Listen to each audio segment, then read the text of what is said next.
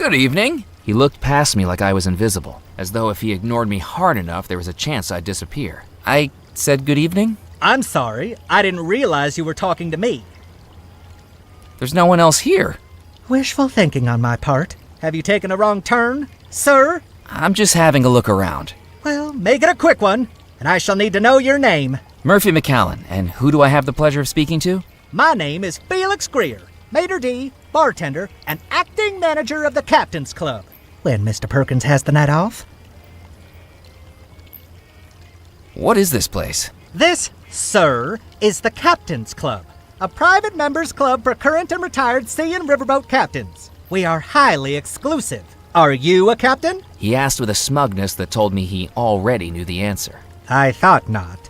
Then may I recommend a swift exit? You'll find a convenient egress to your starboard side. If you like, I can give you a good swift kick in the right direction, sir. And don't feel a need to stop walking until your ankles get soggy. I'm looking for the lost treasure of Belmore Manor. Oh, goody! Another young adventurer seeking fame, fortune, or some combination of the two. Just the local color Dead Nettle has been lacking. What do you know about the lost treasure? Do you think you're living in a storybook? Weathered maps, talking parrots, X marks the spot? Grow up, you silly boy. Captaincy is a noble skill that doesn't need to be trivialized with childish tales of lost treasure.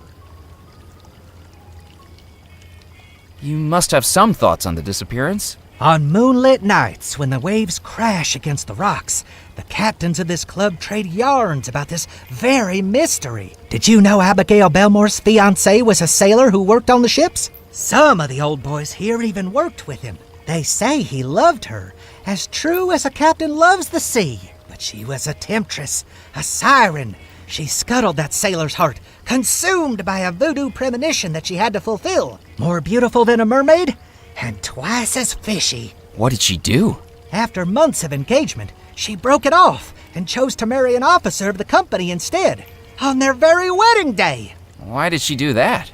The rumors I've heard are that they discovered something in the Caribbean. Something wicked.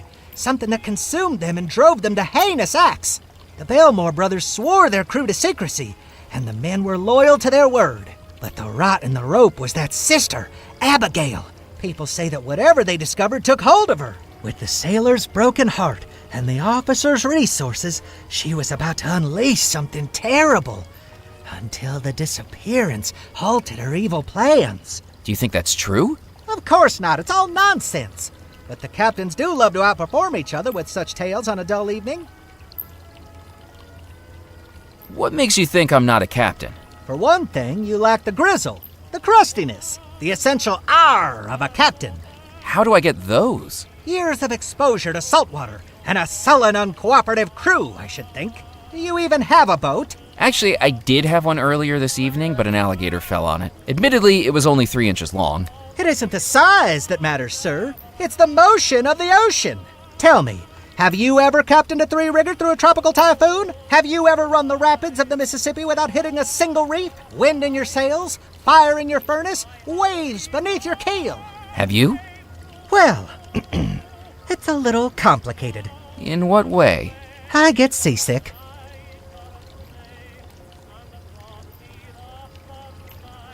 Is there any way to prove I'm a captain? You might show me your captain's license. As I'm sure you know, the state of Louisiana requires all captains of both river and sea to carry one.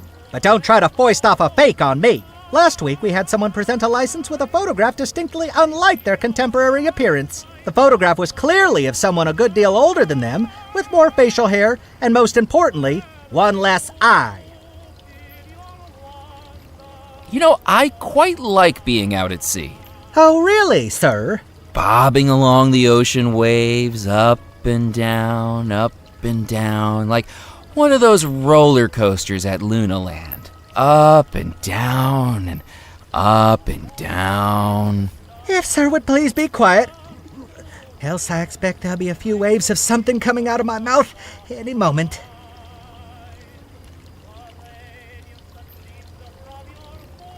Ned told me he sells fish to you.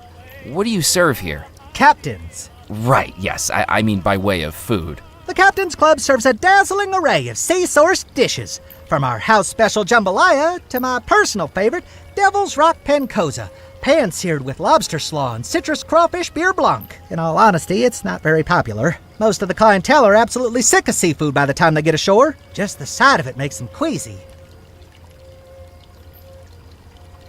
What about drinks? Listen, if you're from the Prohibition Bureau, we've cleared all of that up with Officer Moe. Fines were paid, items changed hands, and now we're clear. I'm not from any Prohibition Bureau. Then forget I said anything. The Captain's Club is strictly teetotal, in line with federal law. Now, if certain members wish to bring in their own medicinals, then we're happy to provide the accompanying aids. Ice, tonic, mixers, and the like, but we serve no alcohol on the premises. Is the club busy tonight? Well, we haven't opened yet, but if it's like last week, it'll be quite the lively soiree. I could barely keep up. The members here like to have a good time? That's right, sir. Both of them. This town sure isn't what it used to be.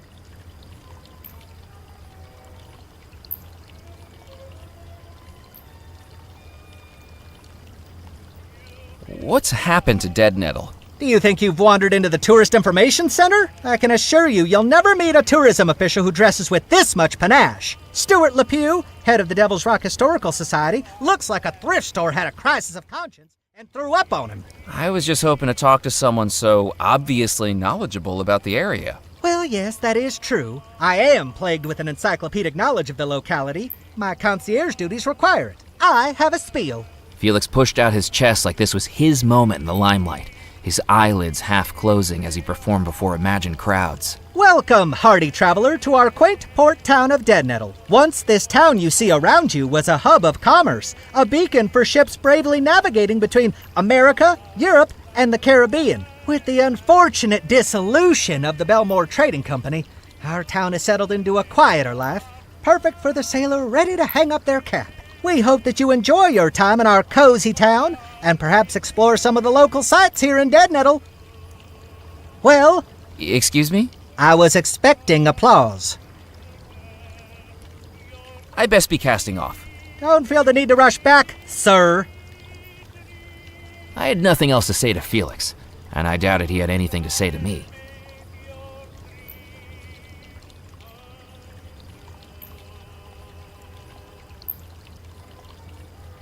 I glanced at it was mostly...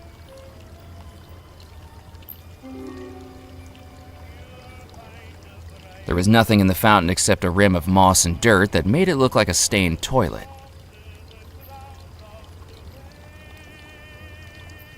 You can't go up there. It's for members only. Members only. Members only.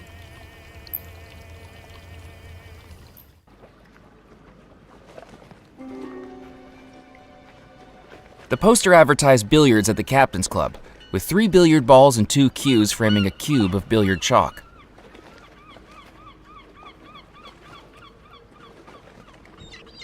The puppet show hadn't started yet. The sign read, "The Fantastic Fantocchio Brothers will be performing tonight. All ages welcome. Tips welcome even more."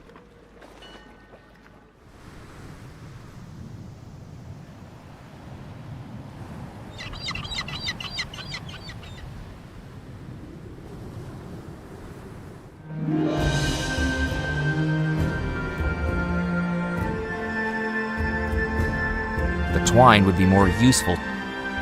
I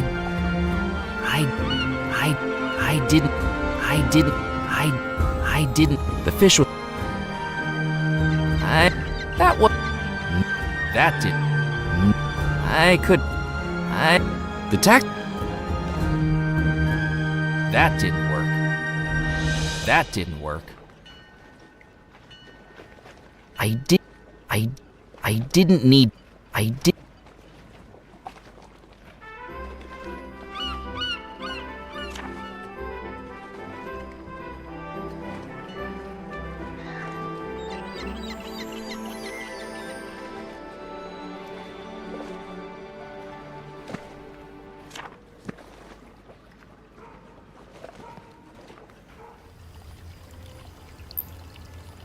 Without a photograph of me, there was no way he was going to accept it as proof of my being a captain.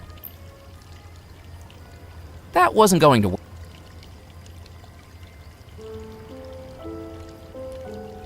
It was the McAllen, you're late reporting in. I don't remember authorizing the reopening of a cold case, but you better make sure it pays off, or you'll be Sid Sinclair, Sinclair Auditing Company.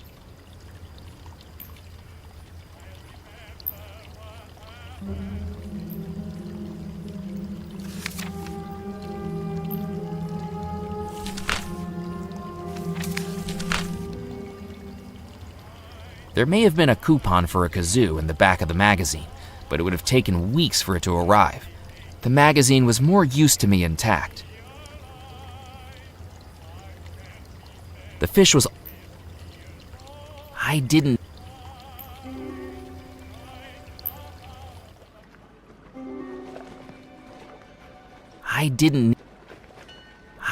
need to...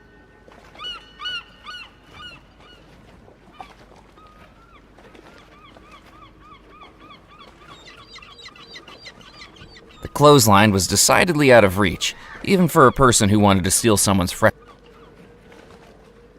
I couldn't reach the clothesline, and I didn't want to cut it down even if I could.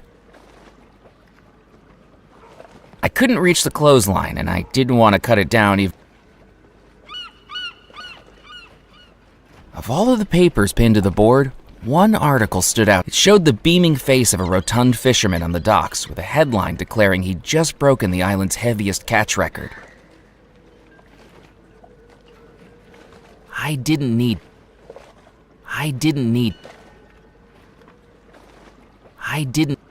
The net was so worn that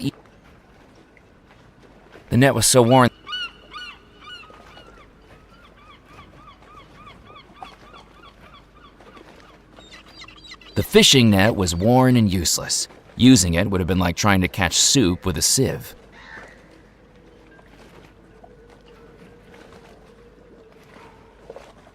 Nope.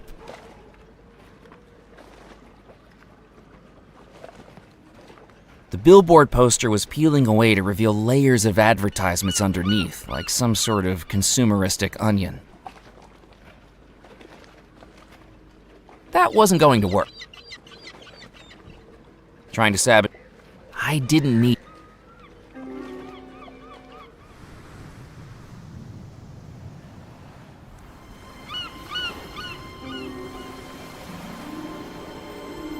As I picked up the bottle, I anticipated what could be inside. A brine-stained treasure map, perhaps, or a scribbled plea from a castaway desperately awaiting rescue. Looking inside, I found it was empty. The only writing on it was the embossed glass letters of the Orangello Soda Company.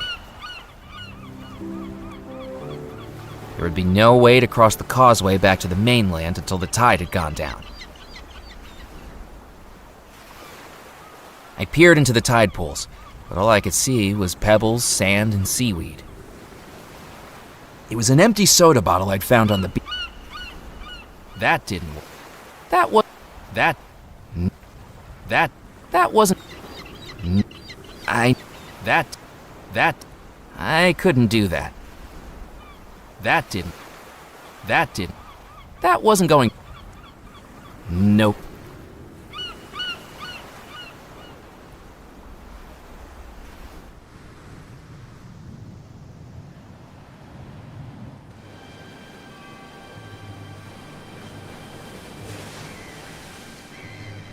The plaque read, Fort de l'Amour, no public access. For further information, please contact the lighthouse keeper.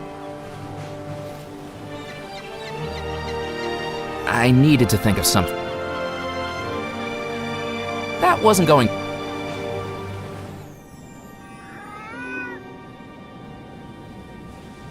The cat seemed too entranced by the light to notice me dangling a ball of twine out for it.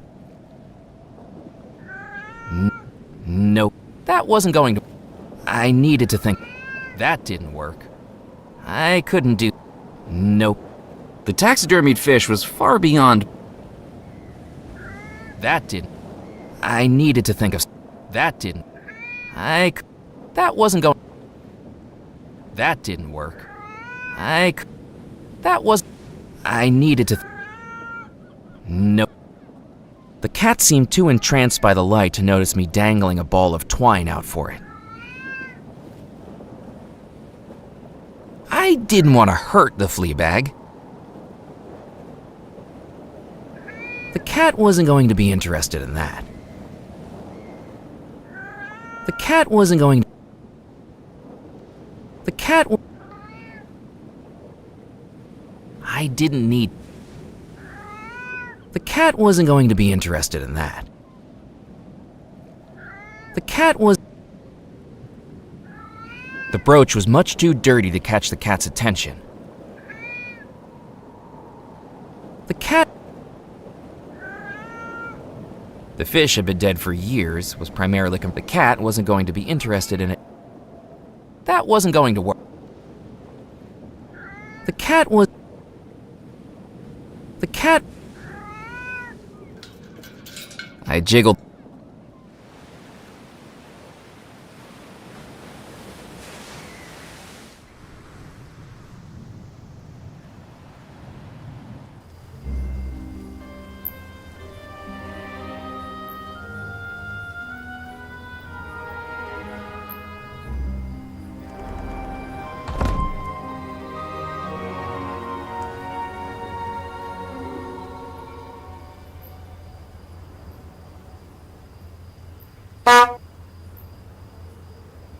The barrels were far too heavy for me to lift, though that gorilla of a rum runner had been picking them up like they were cotton balls.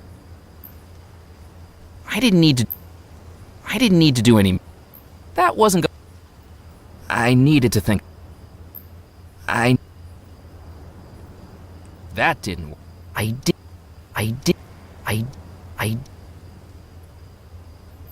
That... Nope. That wasn't... I needed to think of something. That didn't... Nope.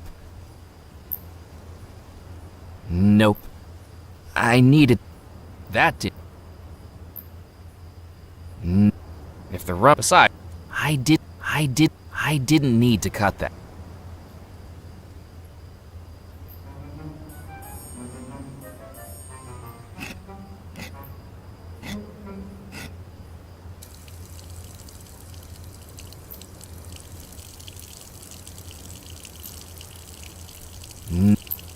Nope. That didn't work.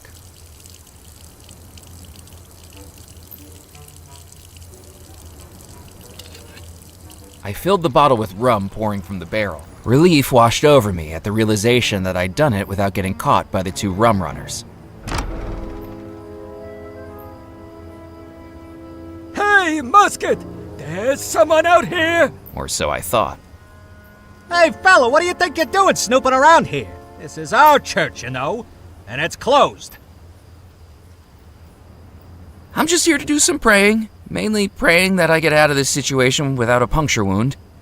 He's being a wise guy, Musket. Time to fill him full of lead. But boss, it's bad luck to bump someone off in a churchyard. Now, where'd you hear a nonsensical thing like that? I thought churches was hallowed ground, where sin and immorality would face supernatural punishment in this world or the next. Where do you get this stuff from? I told you, I do the thinking in this partnership.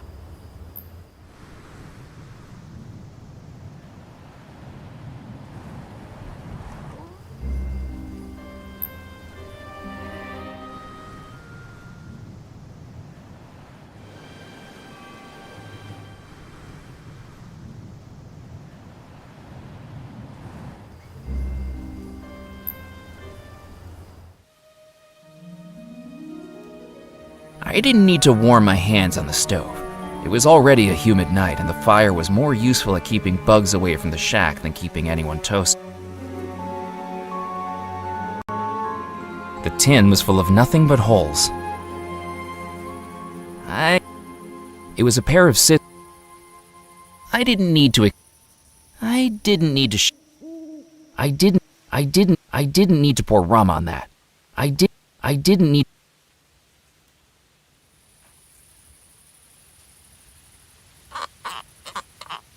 A mischievous idea began to form in my mind. Hey, I think the guy inside here might still be alive. And why would you think something like that? The coffin was just shaking around. Maybe you should open it up. Well, I didn't see it move. The gravedigger had me in a conundrum. I could hardly start shaking it right in front of his eyes. And unless the body inside starts jiggling around, I'm not opening up that coffin. I didn't want the gravedigger to catch me putting it back. I decided to hang on to it for now. I needed to think of something.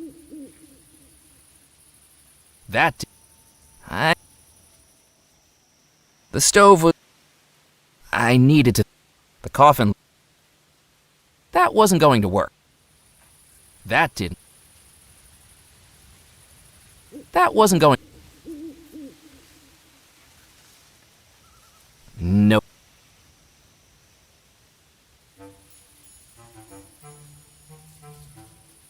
I tied the twine to the uneven table and took up a hiding spot behind a nearby wall. It was time to wake the dead. Hello? Hello? Why is it so dark in here? Huh? Who's that? I'm stuck! Help! Help! Mallory, if that's you again. Get me out of this thing! Oh no, not again.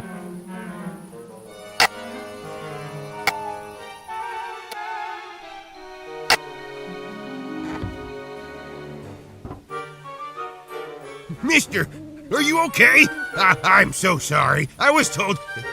Mister? Oh, God darn it! Next time I see that girl, I'm gonna have a peewee-sized coffin all ready for her. A few hours locked in one of those should adjust her sense of humor.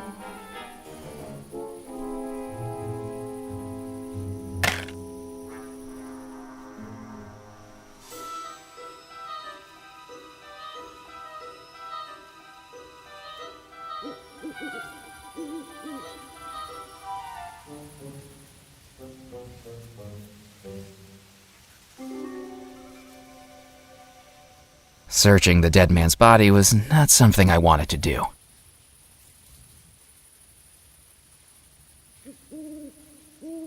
I picked up the handful of discarded coffin nails from the tin.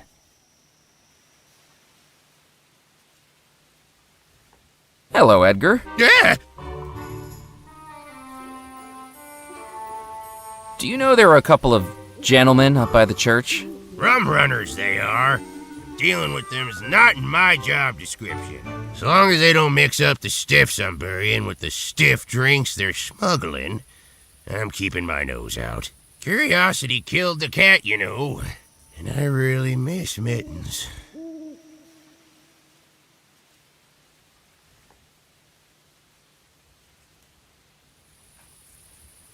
Who is it you're burying? This is Theodore Grimes. He was the... Comptroller for Juniper Parish? That's right.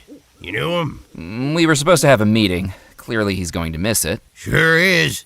Now he's the late Comptroller Grimes. I best be running along. Goodbye. I need... That was... That wasn't going to... No. That... I need... Nope. I couldn't... I placed the coffin nails in the gree-gree. It was a small leather pouch with a drawstring used for... I'd marked off the ingredients I'd found on the manuscript. It was a small leather pouch with a drawstring used for magic spells. I'd marked off the ingredients I'd found on the manuscript.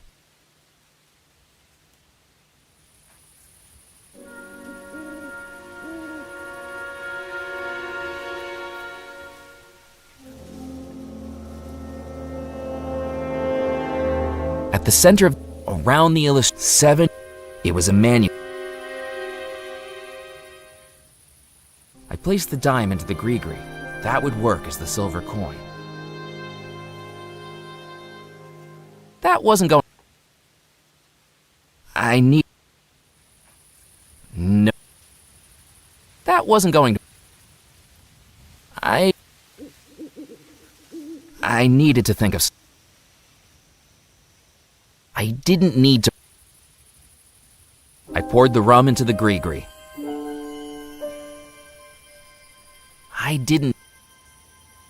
I couldn't do.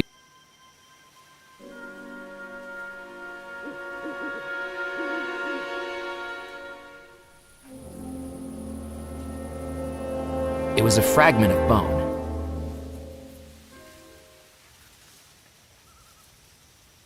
So this was Comptroller Grimes, the man I was supposed to meet for my lodging, stipend, and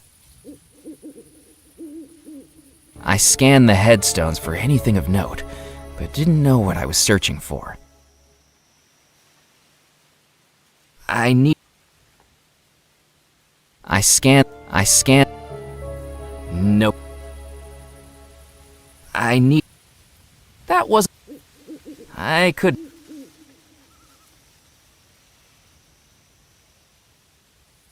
I scanned.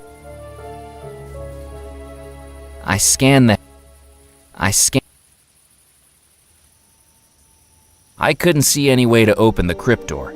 Not a doorknob, not a keyhole. Whoever sealed this up intended to seal it up for good.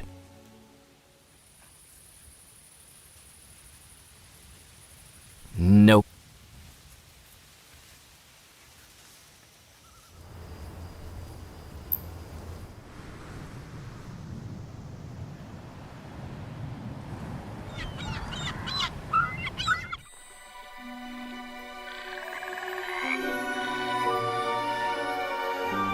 I considered climbing the water tower, but I couldn't imagine what I'd find at the top other than stagnant, moldy water. And there was plenty of that in the bayou already. The sign read Dockmaster. Presumably, this little shack was where documents and licenses pertaining to the river. I jiggled the handle, but the door was. That wasn't going to. The burlap sack was too thick to cut through with scissors.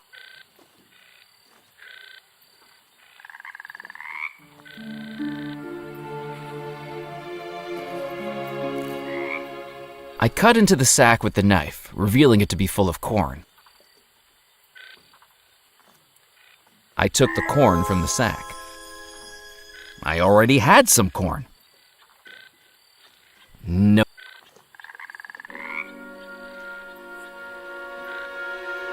It was a manuscript.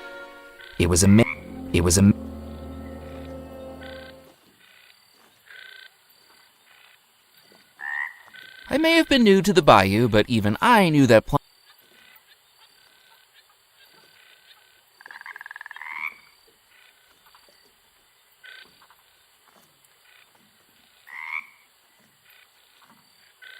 The plaque read, "My beloved Bernie, heartfelt wishes, now you sleep with the fishes." That didn't work.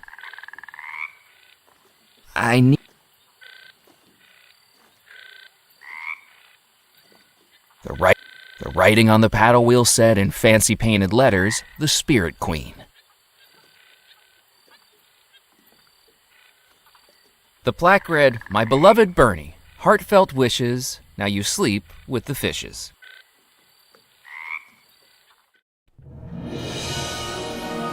You've returned. Have you found all the ingredients and placed them in the gree-gree? Not yet, but I'm working on it. I'm going to go and find the voodoo ingredients. Hurry back.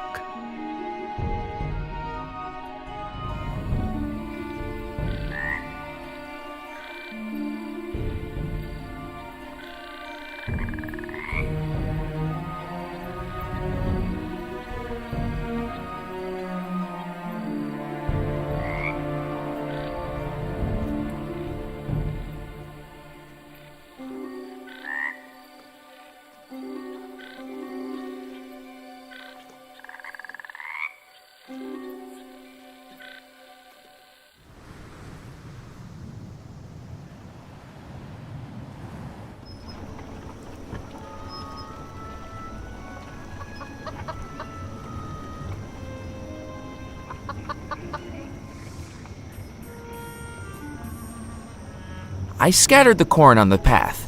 Mere seconds later, it attracted the attention of the curious chicken.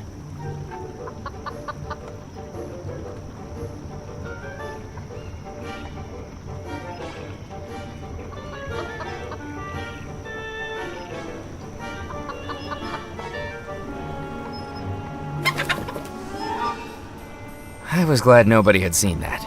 I may have known how to handle a chicken drumstick, but wrestling the living version was altogether different.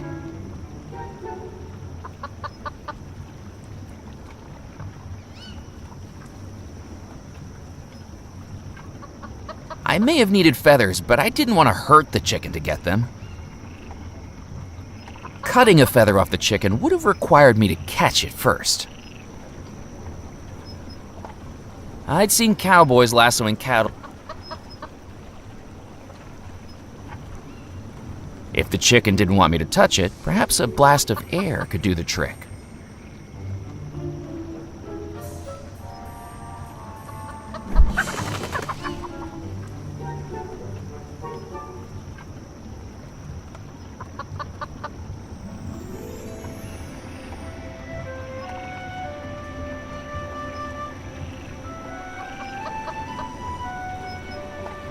The manuscript required black feathers, not white.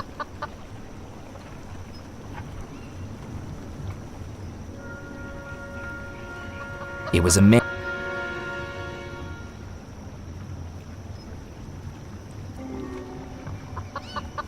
The wood was old and rotting. It wasn't going to be of any use. And who knew what critters might have made their homes inside the pile? I need... The woodpile was already riddled with holes from the creepy crawlies that lived within it. I didn't need to help them out.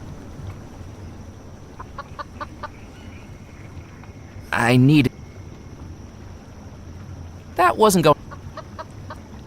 It was a single penny. Despite its obvious age, the water wheel was still turning. I couldn't get near it, and that was probably a good thing if I didn't want to get dragged under by the current.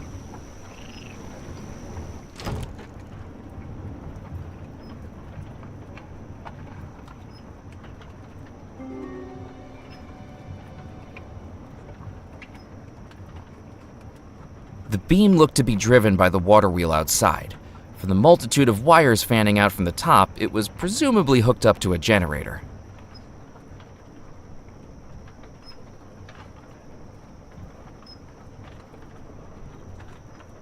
Nope. The beam... The electrical safety of the panel looked questionable. I wasn't going to touch it. That wasn't going to work. I couldn't do that. I tried the door, but it was locked. I didn't...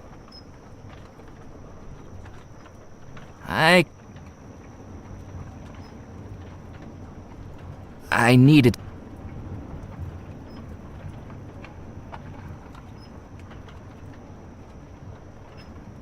The saw blades were rusted, dull, and would surely have precipitated the need for a tetanus shot.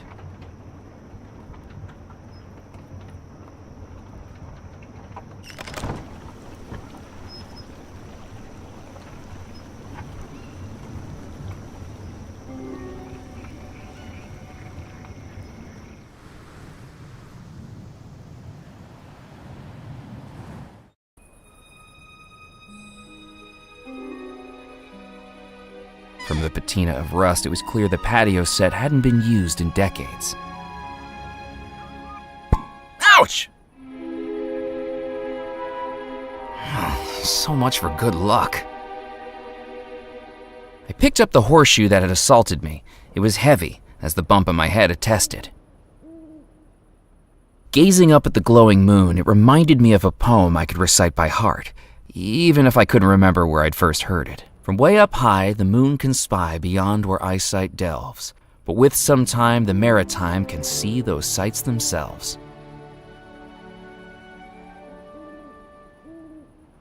I couldn't do that.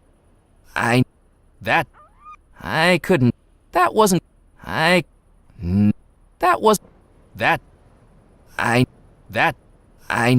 With the rip... It was a taxidermied fish now concealing a heavy iron horseshoe inside.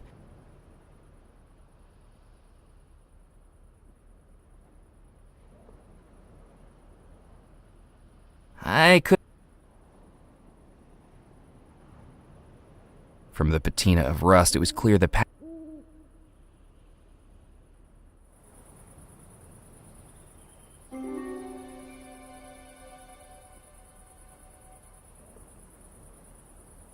the wheel was too heavy to move. That wasn't going to work. Nope. The handle turned, but the door was restrained by the taut rope tied to it. From its other end dangled a heavy barrel full of molasses. The rope was too thick for I would have been hacking away for hours like a nearsighted lumberjack.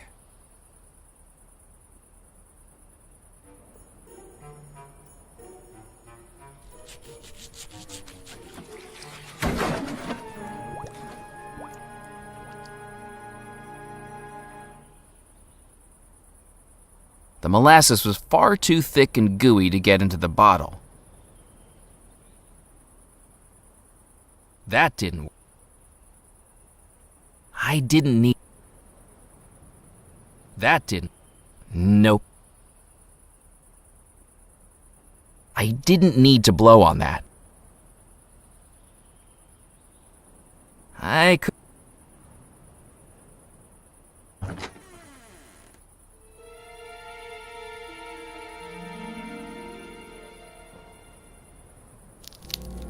I reached up to the cow skull and dislocated its grisly jaw. There was nothing else. I placed the jawbone into the gree-gree.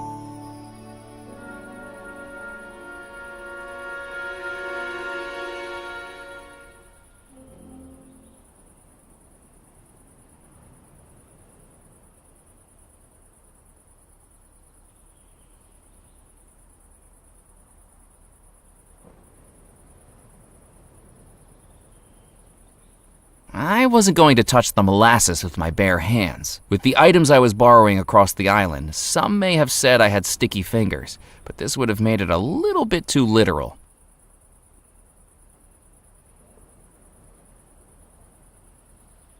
That didn't work. That wasn't going to...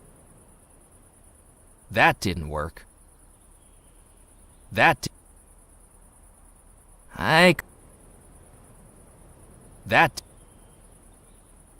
I didn't want... Nope. I didn't... Nope. The I didn't...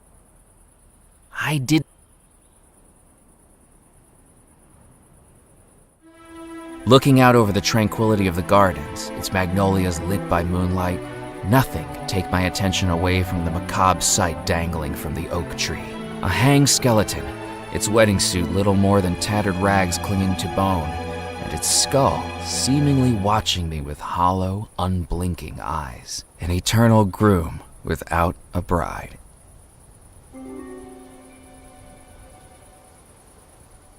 The stark trunk of the tree didn't offer any possibility of climbing it.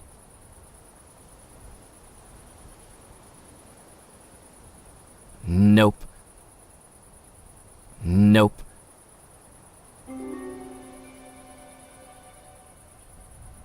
That didn't... I needed to think of...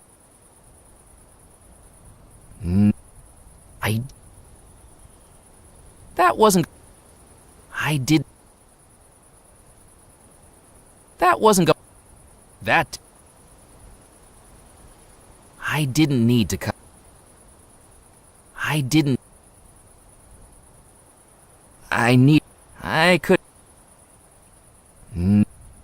needed to... The skeleton hung high up in the tree, swaying with each slight breeze. Even from down on the ground, I felt disturbingly close to it. I did...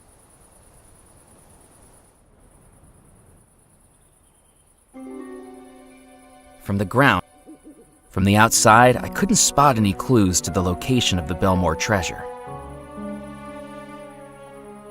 The taxidermied fish was far beyond my haberdashery skills to fix it. I need... The fish is a bit...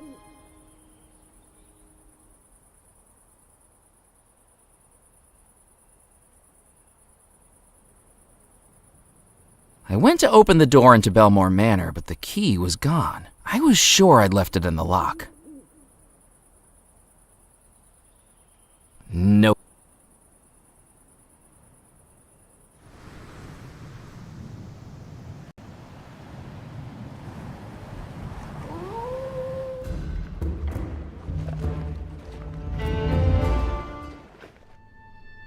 Oh, my second customer of the night. I don't know if I can handle such a rush. Welcome, young man, to Doubloon's Jewelry. Oh, the riches to fill your breeches. Jewels, silver, gold, the finest things for you to behold. Whom do I have the pleasure of meeting? My name's Murphy McCallan. Oh, a pleasure to meet you. My name's Jasper Crumb, owner and proprietor. Are you looking for something valuable while you're here on the island? Funnily enough, I am. Is there a special someone in your life? Looking for an apology gift, perhaps? I've sold more missed anniversary necklaces and drunken fumble earrings than I can count. No, I don't need anything like that. Then how about something for yourself? You look like a working man. Could I interest you in a pocket watch? Actually, I had one up until about an hour ago. Traded it to a glowing green guy for a magic pouch. As the words left my lips, I realized I sounded like a character from Jack and the Beanstalk. Pardon me? I'm just here to browse. Browse away, young man. I'll be here if you need me.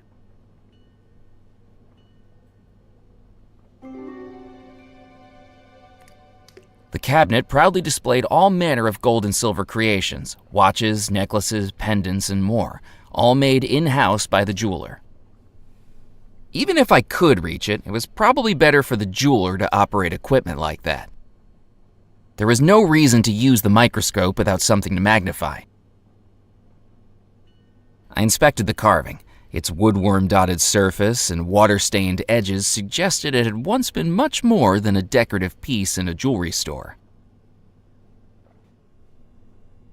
The cabinet was filled with precious jewels, geodes, and fossils next to a small sign that read, "Treasures of the Earth." I didn't need the poster. Robbing a jewelry store really wasn't my style. There was no way I could carry a fishbowl full of water and a live goldfish around with me. The cabinet was filled with used jewelry, rings, brooches, necklaces, and more. Even secondhand, I would have had to save for years to afford any of them. I needed to think of something else. Nope. Good evening, Mr. Crumb. How can I help you? How's business tonight? You're not a millionaire with an enraged fiancé, are you? I'm not, no. I didn't think so. Then business tonight is about as lively as a snail drinking decaf. The only other customer I had in here tonight was more interested in the provenance of fossils than the shiny stuff. Booked a private viewing, and then didn't buy anything. Can you believe it? The first time in weeks the shop gets a private viewing, and all they're interested in is bones. You sell fossils, too? I sell all the treasures of the earth. If it's under the ground and I can sell it, I'm interested. I hear Burke and Hare had the same philosophy. What are you selling? We specialize in jewelry and rings, necklaces, earrings, and brooches in this cabinet to my left, gems, geodes, and fossils in this cabinet to my right. You'd be surprised at how much of an impact some stones can make. My family can tell you that. We also offer a free polishing service on all purchases from the shop. Just bring it in and we'll shine it up for you. Our little thank you to our loyal customers. How do you know what jewelry was purchased here? I handcraft everything this shop sells. I have an encyclopedic knowledge of our wares, Mr. McCallan, going back decades. What's the most valuable thing in here? I suppose that depends on how you value things, doesn't it? In dollars and cents? Yes, I used to value things that way. But a lack of business has a way of making you more philosophical about these things. Now I'd say the most valuable thing here is Granny. Granny? Your grandmother is in here? That's right. In the fishbowl. Granny is my goldfish. You named your goldfish Granny? Yes, it was the most wondrous thing. The same day my grandmother Bethesda died, I was out at the local fun fair, and I won this goldfish on the ring toss. When we got home, every time we mentioned Bethesda, that little fish jumped out of the water and back on in. We think Granny's passed on into that fish. What do you think?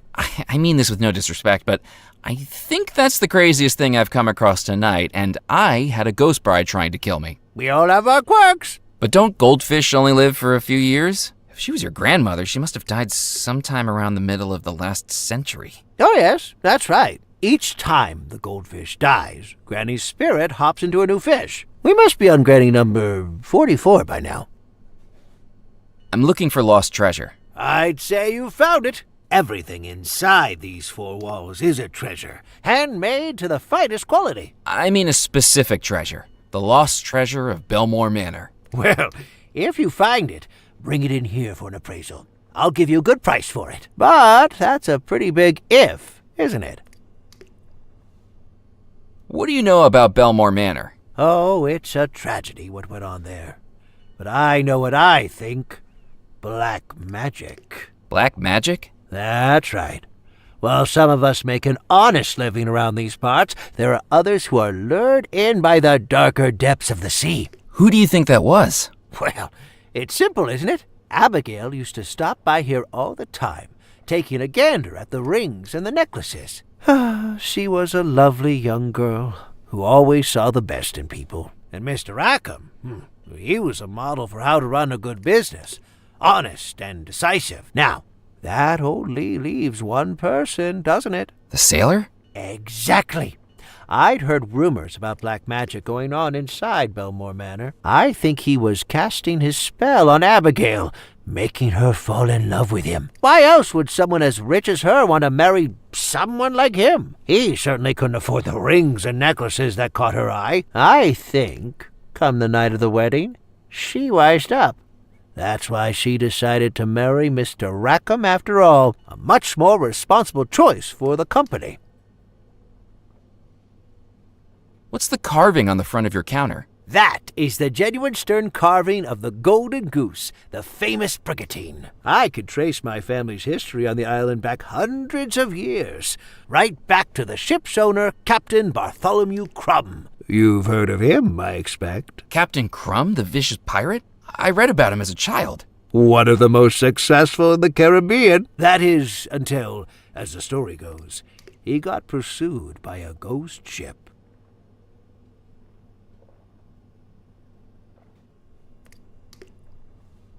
A ghost ship? Surely that can't be more than a legend.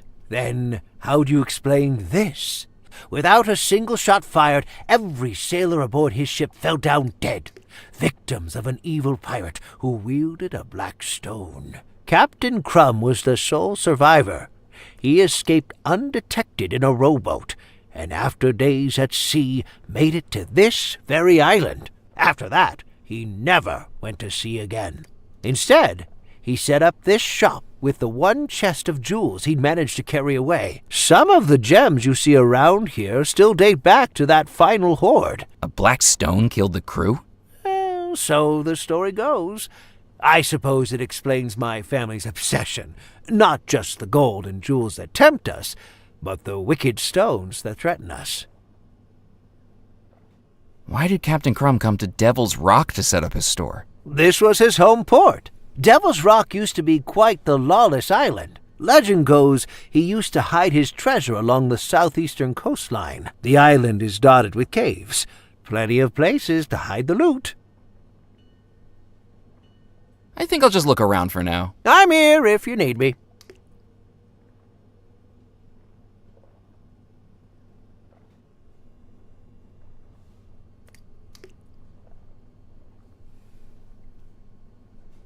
That wasn't going to work. I didn't need to look at that more closely. I didn't need... It was a... I didn't need to look at... While the microscope was meant for jewelry, I was confident I'd already revealed. Excuse me, would you be able to polish a brooch for me? Let me take a look. Oh, well, 18-karat yellow gold, filigree wirework in a handcrafted floral motif, and round, brilliant cut ruby, if I'm not mistaken, made to fit a music box? That's right. How did you know that? I know my own handiwork anywhere. Now, how did you get a hold of it? Oh, just a gift. What a generous gift indeed. Well, we do offer free polishings on all items purchased here, so I'd be very happy to shine her up for you. Please, bear with me for a moment.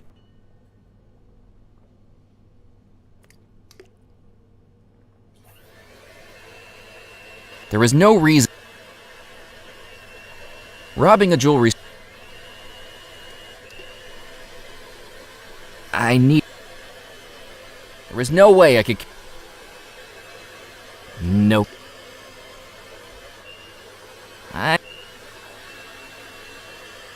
The neck of the bottle was far too narrow for the pudgy little goldfish to.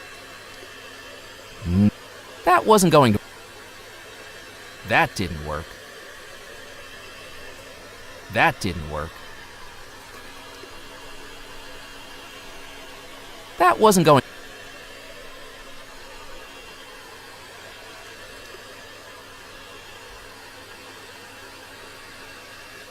I needed to think of something. I didn't need.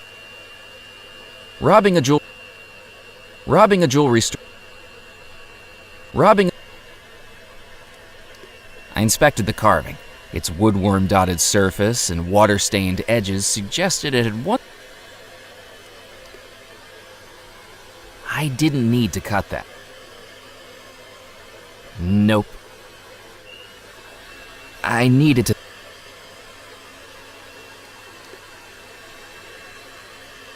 I didn't want to make a. I could.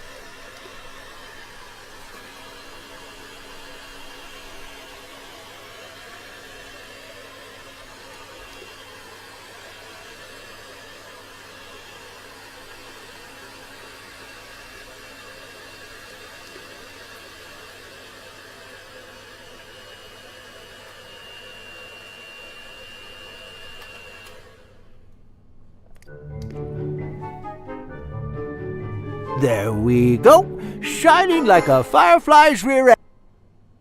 I'm afraid the clasp on the back has broken off. You weren't planning on wearing it soon, were you? I wasn't planning on wearing it. There's no shame in indulging yourself every once. Lord knows I can appreciate the comfort and empowerment a pair of hosiery can bring. Anyway, we don't have any replacement clasps in stock, but I can put it in order. In the meantime, here's a button magnet that should hold it in place, as long as you're not too vigorous with it. Thank you.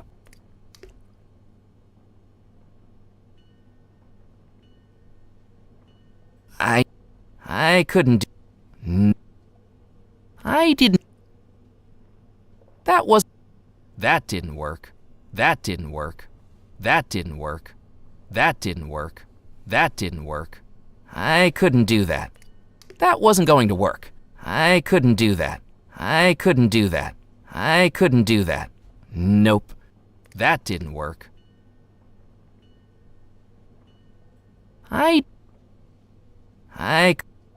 couldn't do. That wasn't going to work. That wasn't going to work. That wasn't going to work. That didn't work. That wasn't going to work. I couldn't do that. That wasn't going to work. I couldn't do that. Nope.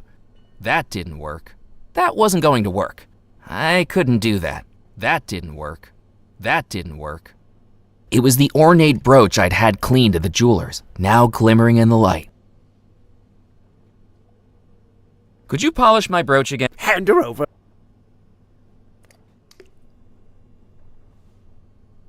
I thought I'd wait until he'd finished.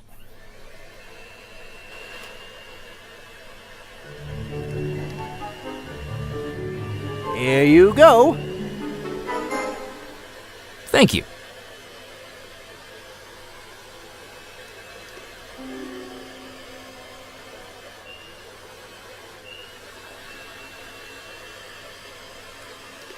What a nice young man. Isn't he, Granny? I couldn't have put it better myself.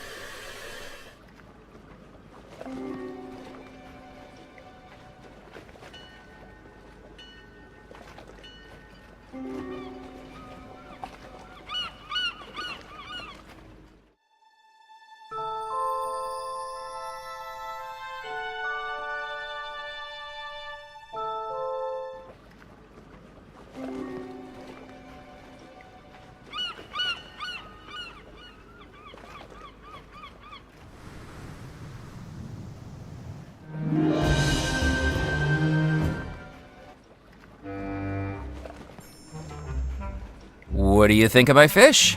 That's a whopper. Hang it on the scale and let's see what it weighs. Doubt it'll beat Squib's record, though.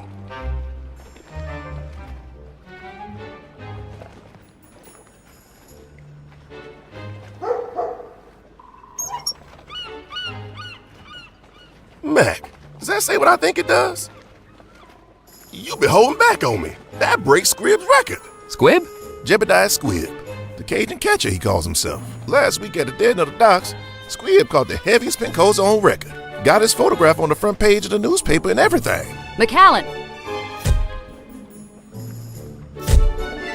How does it feel to have decimated the town record in your first few hours on the island? How did you hear about this so fast? It's my job to know about things fast. Now, I'm asking the questions here. Where'd you get the fish, McAllen? Well, it was a mighty battle on the southern coast. Its fins strong as a motor, its mouth as fierce as a tiger's. I paused dramatically to allow my fishing prowess to wash over them. What rod did you use? Wooden one? I mean, what make? You know, I didn't use a rod. You caught the fish without a rod? It was more one-on-one. Mono fisho. You wrestled a fish? And I won.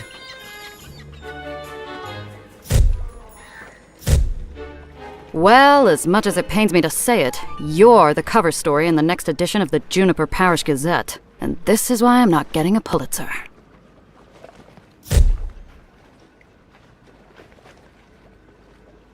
I've got to hand it to you, Mac. That fish is a whopper. I don't know how you got it, but as long as it keeps Squib quiet at the porch party tomorrow, I ain't complaining. I'd had enough of carrying these suspiciously heavy fish around. I decided to leave it there. I had more important things to do than fish. I decided to leave Ned.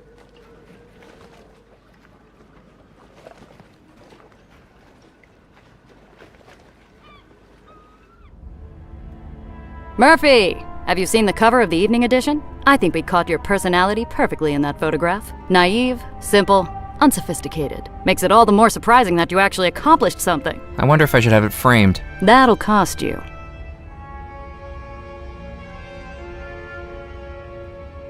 Hey, those cost money, you know. But it has my photograph on it. The Do Not Serve board down at Spinelli's bar has my photograph on it, but that doesn't mean I can just pick it up and walk out with it, does it? I'd like to buy a newspaper. Finally, I get something out of you loitering in here. That'll be 1 cent, please. I picked up the newspaper. The fewer people that saw it, the better.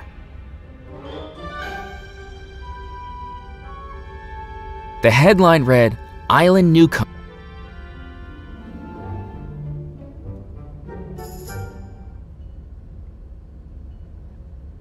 Carefully, I cut my photograph out of the newspaper. It was the photo. I was going to need something adhesive to stick it in with.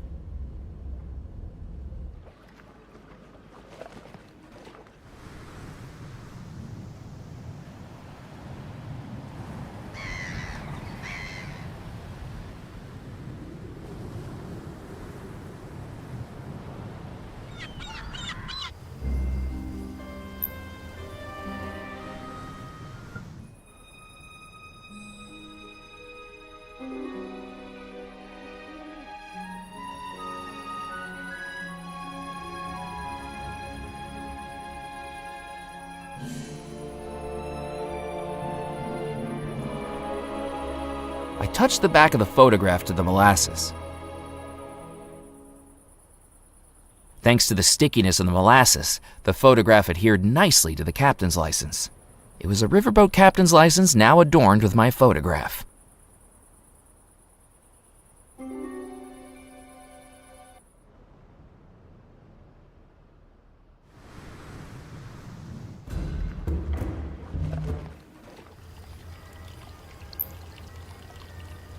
My credentials.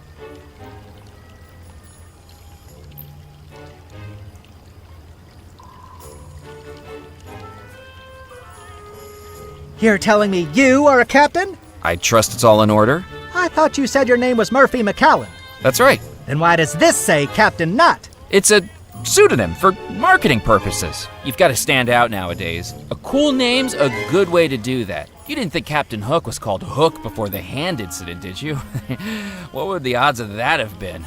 Look, Sonny, the bylaws of this club only allow the club manager to verify a captain's license. And Mr. Perkins is enjoying his backgammon soiree with Mrs. Perkins and the ladies this evening, with strict instructions not to be disturbed. So I'll accept this for tonight, but try this again tomorrow night and it'll be another story. Now, with that said, a warm and hearty welcome to the Captain's Club. We sincerely hope you make use of and enjoy our facilities, and do please let me know if I can be of any assistance at all.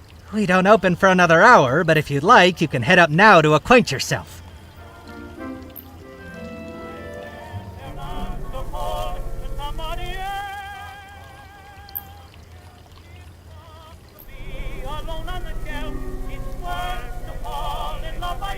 I picked up the cube of billiard chalk from the edge of the table. That wasn't going. That did. I couldn't do. That wasn't.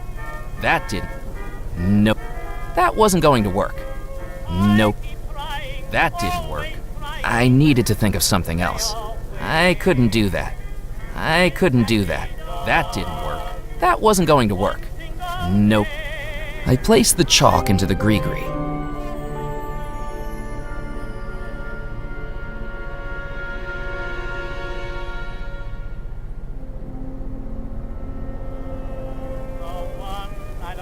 While I was trapped on Devil's Rock, a map of the world wasn't going to be much use to me. The cabinet was locked.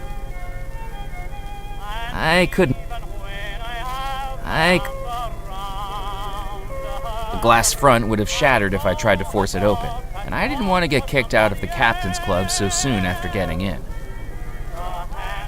The glass front would have shattered.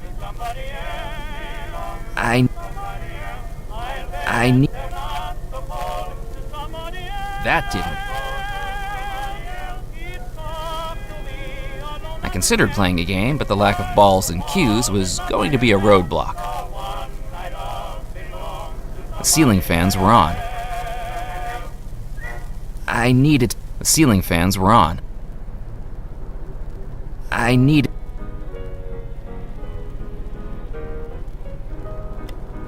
The switch seemed to control the ceiling fans.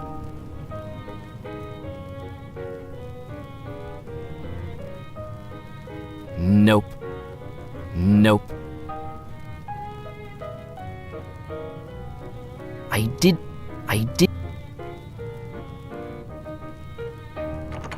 The door was locked.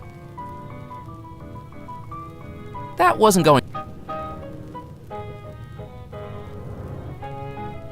That wasn't going.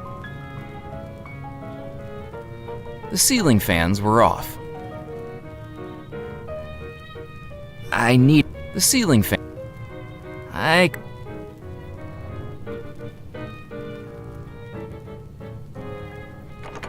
The door was locked.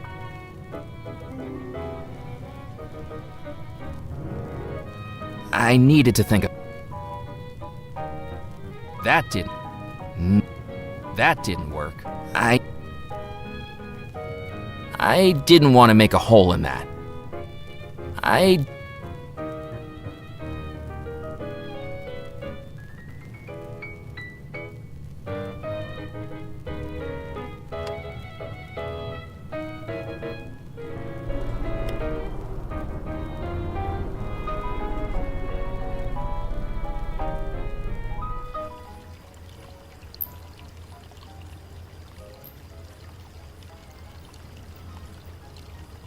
I waited for the doors of the elevator to open, but nothing happened. If you wish to use the elevator, I'm afraid to tell you it's broken. You'll have to endure the stairs. Fair enough.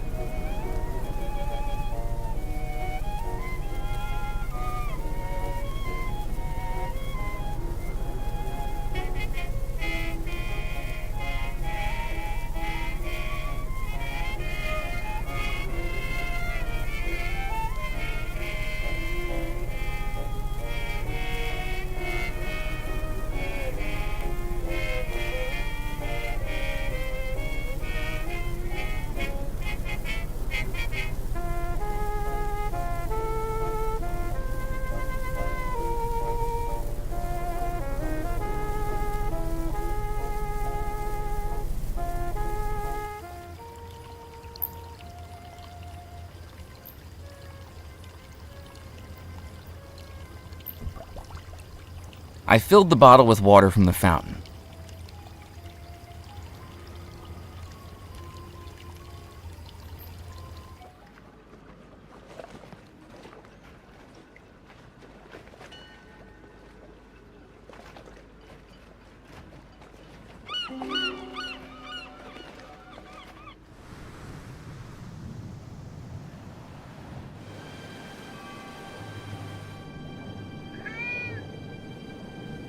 With the newly polished brooch gleaming, I angled it towards the lantern, catching the light and reflecting a red beam on the wall.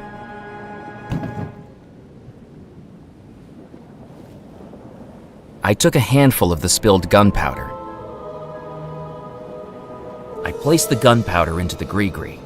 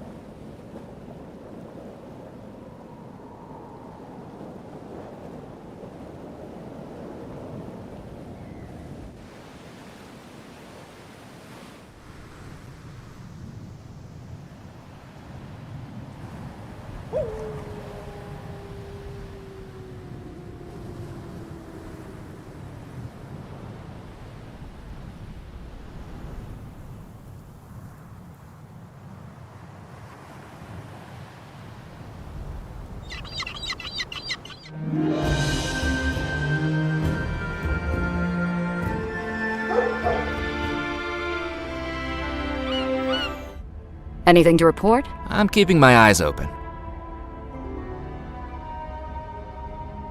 I didn't want to get ink all over me trying to carry the canister around. Delicately, I dipped the feathers into the canister of ink. When they emerged, they were dyed jet black. I placed the feathers into the gree-gree. I'd done it. All 7 ingredients for the summoning spell. Now I needed to head back to the Spirit Queen.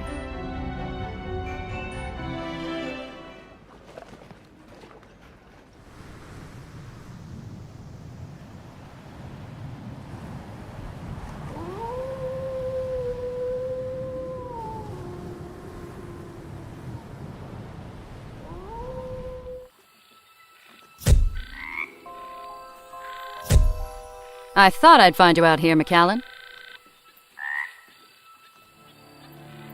How did you get out here before me? Never mind that. This will be the last time, McAllen. I'm not your secretary. I don't know what you're up to out here, but I'll figure it out soon enough. But for now, let's hurry it up. These shoes are alligator skin, and I don't want the local fauna recognizing an old friend. Another telegram came through for you, marked urgent. Kip said you might be out here. My boss again? Got it in one. McAllen, report back immediately. Received word Grimes is deceased. Lack of resources has made this a waste of time, and I've cottoned onto your little stunt with the Friday signatures. When you get back here, sorting mail is gonna be the least of your worries. Sid Sinclair, Sinclair Auditing Company. I couldn't believe what I was hearing. On a night when I'd just seen a ghost, this telegram was almost more unbelievable. There was more to the Belmore story than I could have ever imagined. Now I was being pulled away to a job I didn't want to work, a life I didn't want to live. Maybe it was time to do something a little foolish. Do I still have that prepaid reply? Sure do. What do you want it to say?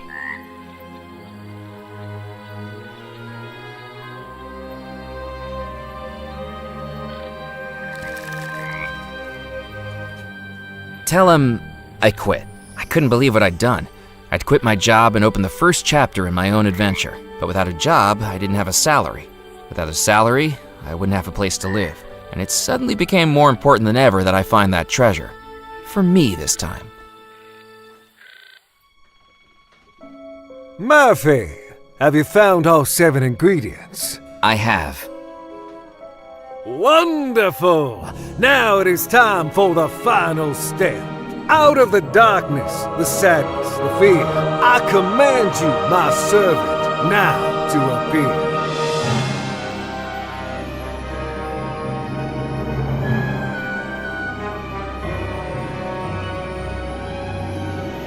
I have returned, Master. What is your desire? The ingredients have been gathered. The final step of the spell is ready. The focus! The focus of the spell is whatever you are casting it upon. Belmore Manor is where the ghosts reside. An image of Belmore Manor is what you must use to direct the spell. Murphy, do you have an image of Belmore Manor we can use?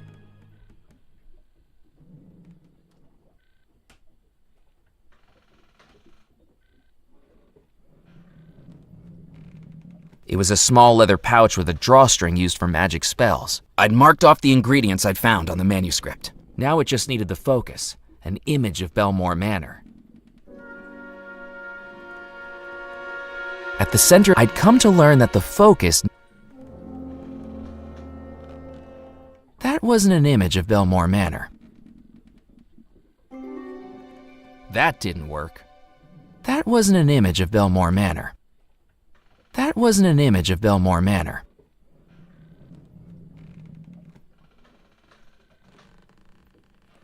Yes, Murphy, that will work. Place it inside the Gree as the final ingredient. I folded the magazine cover and placed it inside the Gree. The spell is ready. Finally, the ghosts will be free again. Open the Gree, Murphy, and that will cast the spell. With some trepidation, I took the Gree from my pocket and with a deep breath, opened it.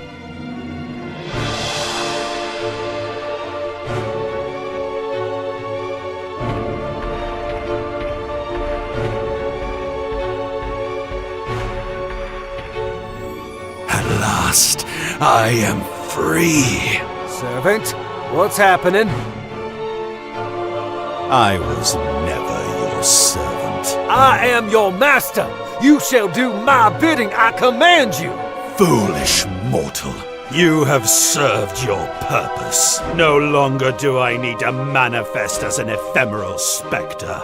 Now my true spirit form is freed. Loa, do as I say. You are of no more use to me.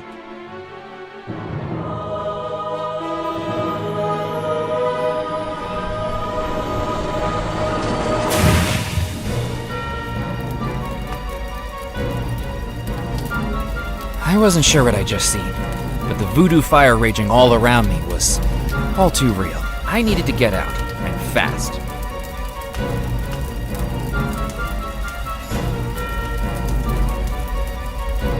I wasn't going to be able to put the flames out with my bare hands.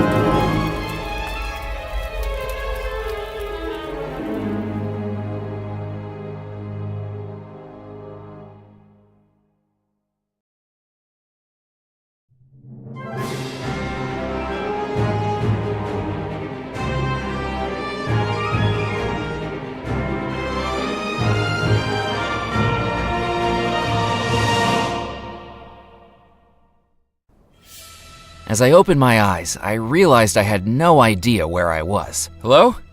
Hello? This wasn't good. I checked my hands and still seemed to be flesh and blood. What's happening? Where am I?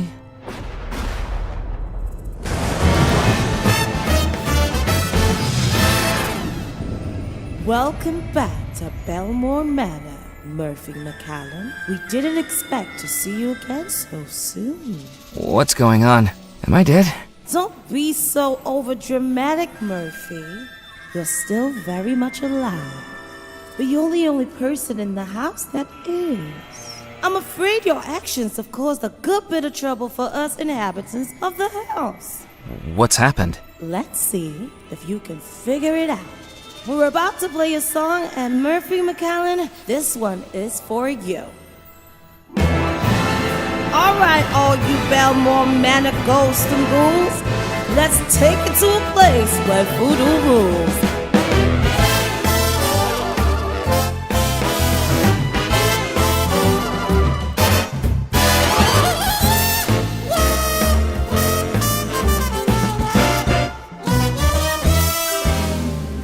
Foolish mortal, do you know what you've done?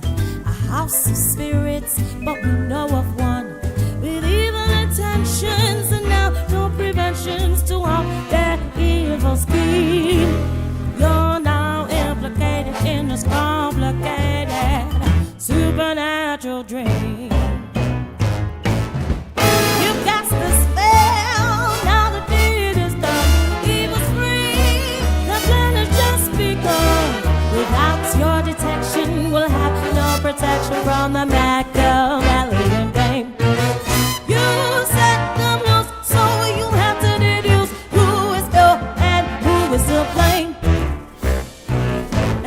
Tested, we'll ask you questions 3.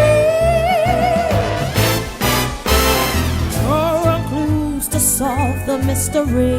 You'll offer the poor, the devil of God.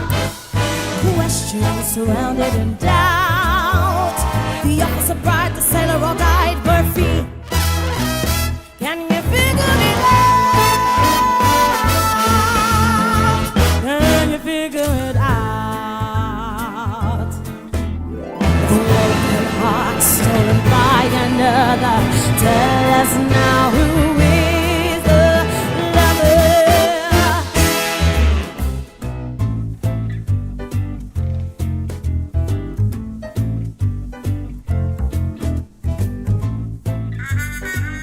I think the sailor was the lover.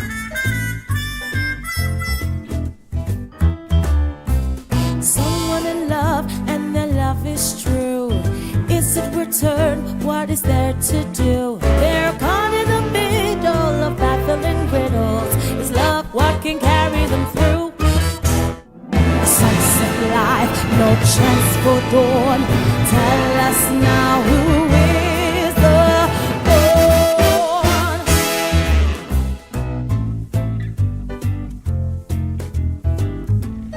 I think the bride was the pawn.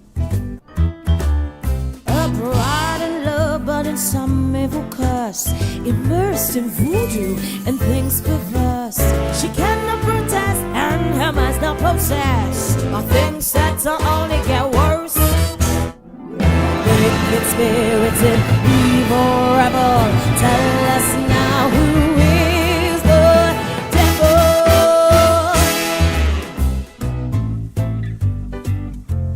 I think the officer was the devil.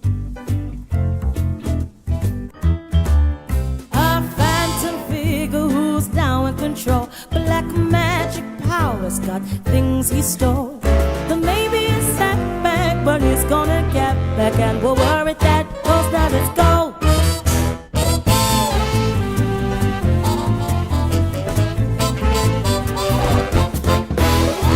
Murphy, you listened and now you've done it. You took a gamble and you have won it. A bride in a spell and a sailor's farewell. An officer pulling the strings. A house that's filled with voodoo. And yes, we know like you do. To fix it, we'll take some strange things.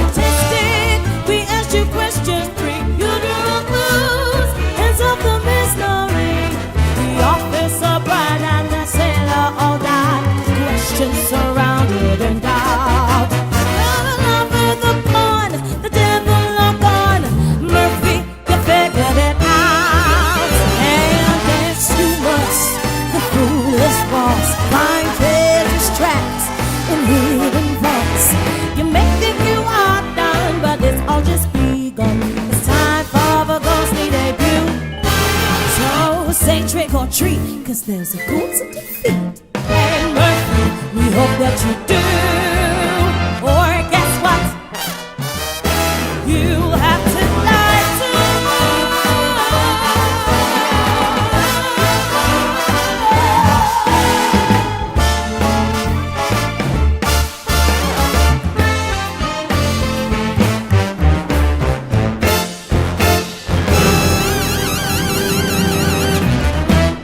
After that till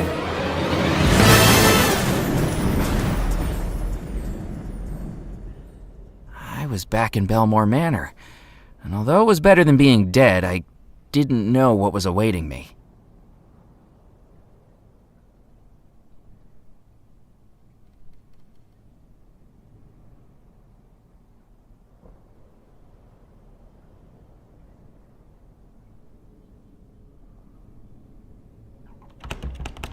I'm sure I left this door unlocked.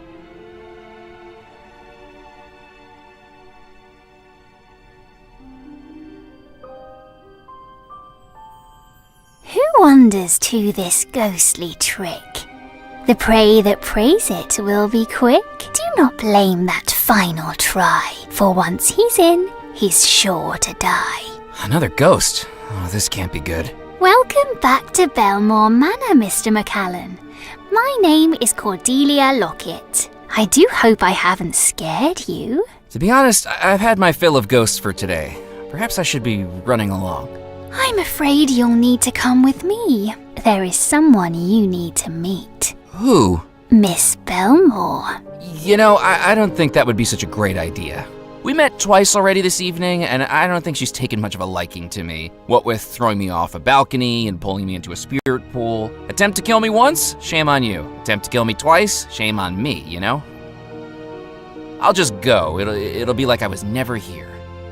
It's too late for that, Mr. McAllen. I really must insist. What have I gotten myself into? Miss Belmore, Mr. McAllen is here to see you. I don't see anyone.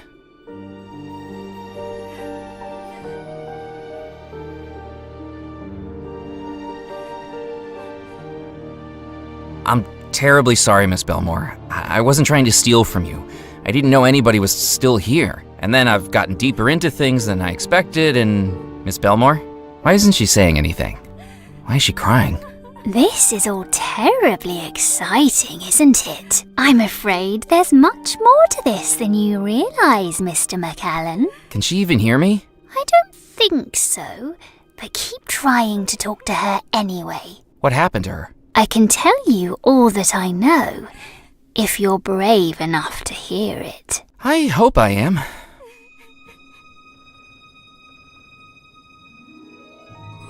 I was there on that night, all those years ago. And it wasn't Miss Belmore who was to blame. The morning of the wedding, Mr. Rackham left a gift on Miss Belmore's dresser. A small leather pouch with strange beads and strange markings. I shouldn't have been looking, but I saw her open it. It was black magic. Everyone had heard the rumours about Mr. Rackham, but I saw it with my own eyes. Miss Belmore panicked. She threw the pouch into her music box, slammed down the lid to lock it, and threw the brooch into the fireplace. But it was too late. She was losing herself. I could see it in her eyes. Minutes later, she asked me to bring her fiancé to her room. It's bad luck to see the groom before the ceremony. She told him she didn't love him, but I don't think it was her speaking. He begged, he pleaded, his heart broke in two. He was devastated. I saw him head up the staircase to the balcony overlooking the garden. But oh dear, I didn't know what he was going to do.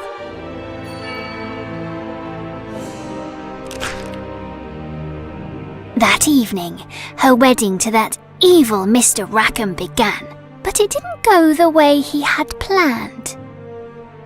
Just before Miss Belmore's lips formed the words, "I do," I could see the forces battling inside her. The real love within her resisting the forged compulsion of Mr. Rackham's curse, staring into eyes that were not those of her true love. And that battle of good and evil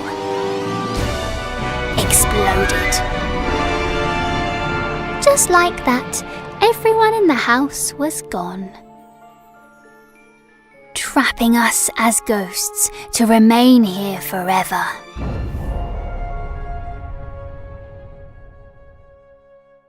For more than 30 years she's been like this, her mind trapped in an eternal battle between the true love in her heart and the evil magic trying to control her.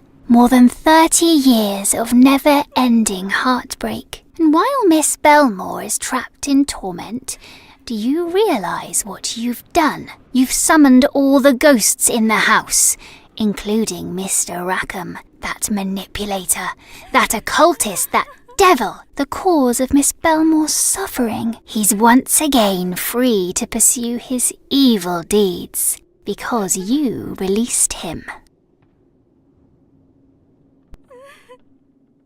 If Abigail is under a spell, how is she able to attempt to kill me twice? Well, it's never happened before.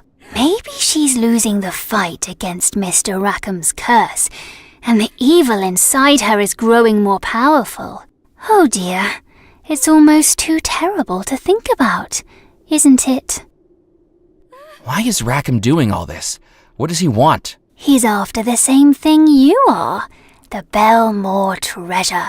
But he's willing to do a lot more to get it, and he doesn't care who gets hurt in the process. I'd say he's a lot more committed than you are. I have to do something. How can we stop him? I'm afraid I don't rightly know, but Miss Belmore might. She managed to break out of the spell once, just at the moment of the explosion, when Mr. Rackham tried to carry out the wedding. Perhaps if you take her back to that moment, she might be able to break out of it again. To do that, you'll need to create a love antidote to Mr. Rackham's curse. How can I create a love antidote? Look in the mirror. In this reflection, she's as happy as she was on the morning of her wedding. And look, there in front of her, 4 wedding mementos and the echoed music of the wedding march, each one a touchstone of that final happy time.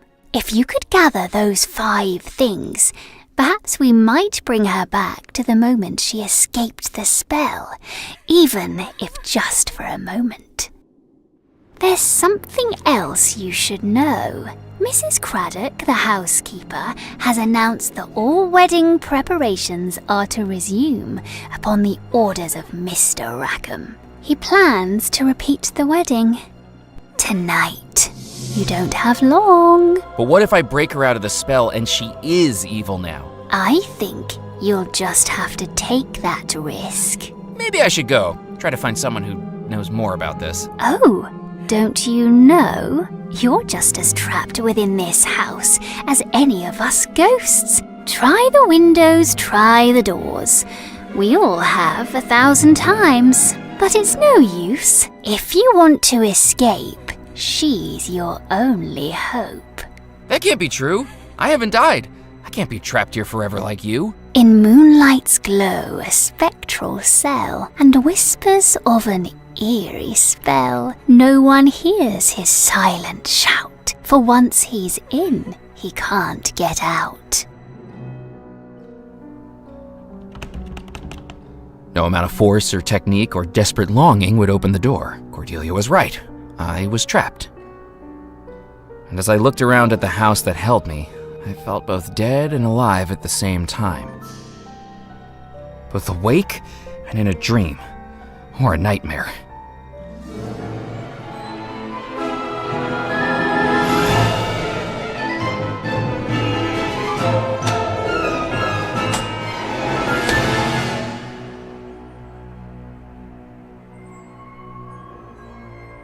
The only way I could possibly free myself was to gather the 5 items to awaken the Ghost Bride, perhaps giving her a third and final opportunity to kill me.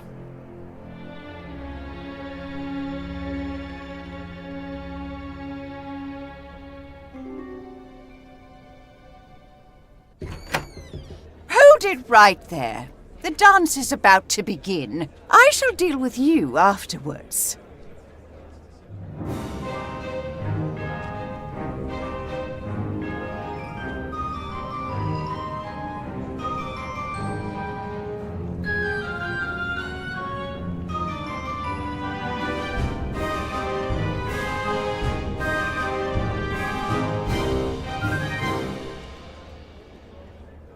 The skill, the movement, the passion. It certainly gets the blood pumping. Now then, do you have an invitation? An invitation? To the waltz. This celebration is only for wedding guests. We have all manner of help running around the house who certainly aren't invited to the festivities. Imagine the smell. If you want to come in, you'll need to retrieve it. Rules are rules, and it's my job to enforce them. I am Mrs. Elaine Craddock, housekeeper of Belmore Manor. Who are you, anyway? Murphy McCallan. I'm just a visitor. Evidently. Good evening, Mrs. Craddock. Oh. You need to stop the wedding. I shall do no such thing. The preparations have begun on the order of Mr. Rackham himself, and I shall see to it personally that his wishes are carried out. But he wasn't the original groom. He's an imposter. Another word like that, and I shall have you escorted out of the house. Good luck trying. I seem to be rather supernaturally stuck here. Mr. Rackham is a fine man. Motivated, determined, ambitious, rich, and roguishly delectable. Precisely the type of person a well-to-do debutante like Miss Belmore should be marrying. Not if she doesn't love him. Love is not important amongst families of blue blood. What matters is lineage, inheritance, and continuity. That last-minute change of heart she had last time was the best decision she ever made. She'll be far better off with Mr. Rackham than she would be with a sailor. She sputtered the word with such disgust I half expected her to scrub herself clean afterwards. I mean, really, what was he going to do for her? Fetch her a fish supper, clear the decks, and sing the sailor's hornpipe? Do you get a funny feeling when your wealth keeps on depleting you should never marry sailors when your funds run low? There are some who think Rackham has duplicitous intentions. The green-eyed monster! Mr. Rackham is exactly what is needed to get this household back on the straight and narrow. What do you mean? I don't like to speak ill of the dead. Especially now that you're one of them? Indeed. But I'm afraid that the Belmore brothers were becoming increasingly unusual before their disappearances. Their interests veered away from the economic and turned towards the esoteric. And now look where we are. You think the Belmore brothers caused you all to be trapped in the house?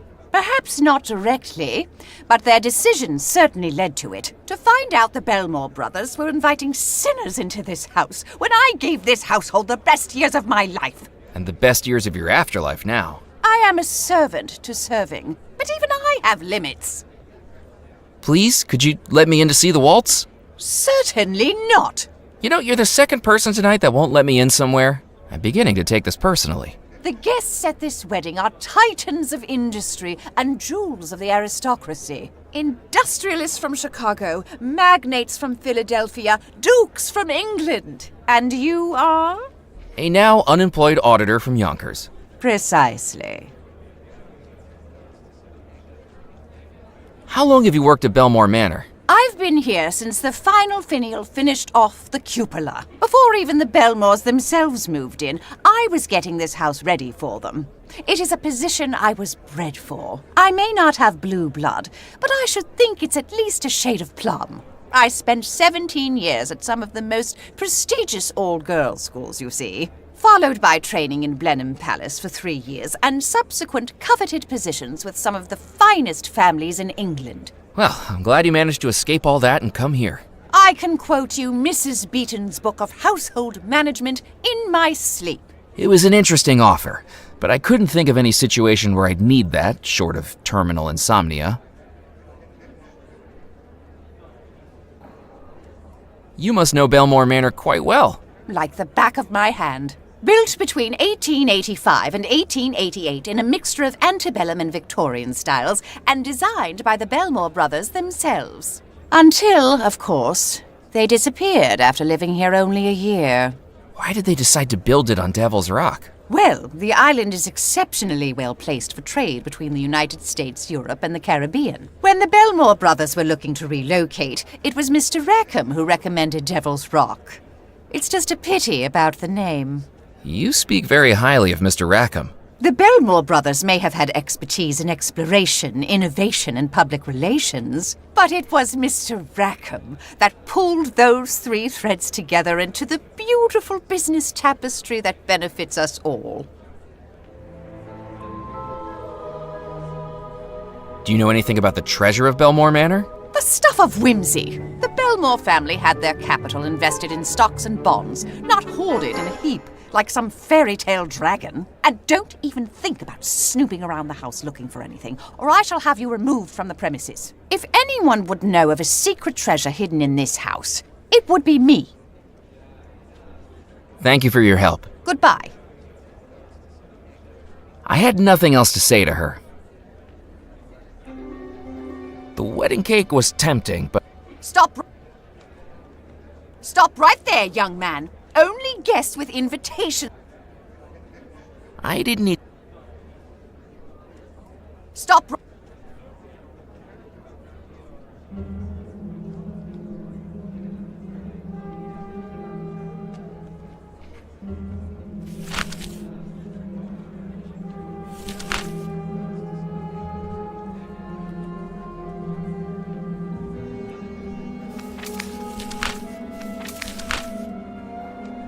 It was the magazine. There may have been a coupon for a kazoo in the back of the magazine, but it would have taken weeks for it to arrive. The magazine was more... It was a small leather pouch with a drawstring used for mag... Currently, it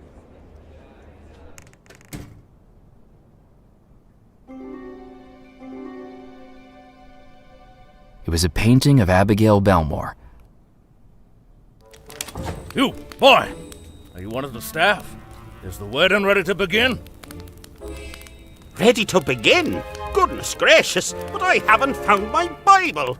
Sorry, I'm just a guest too. I don't think the wedding's happening until later tonight. Or not at all, if everything went to plan. Just enough time for another drink, then. The empty glass was best left where it was.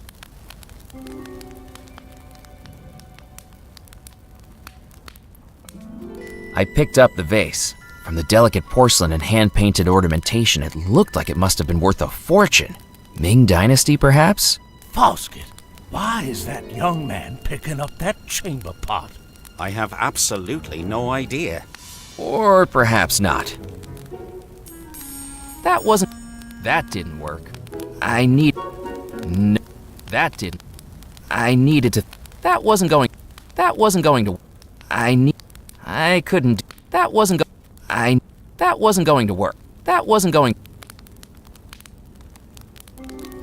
needed to think. I'd previously seen small pots hung in fireplaces like this contained water. In this case, however, the pot was empty. After my escapades with the fish and its hidden horseshoe. Good evening. Good evening, my boy. I'm afraid you'll have to speak up. Old army injury, you see. Care to join me for a drink? Colonel Bloom, how many times must I warn you about your predilection for hard drinking?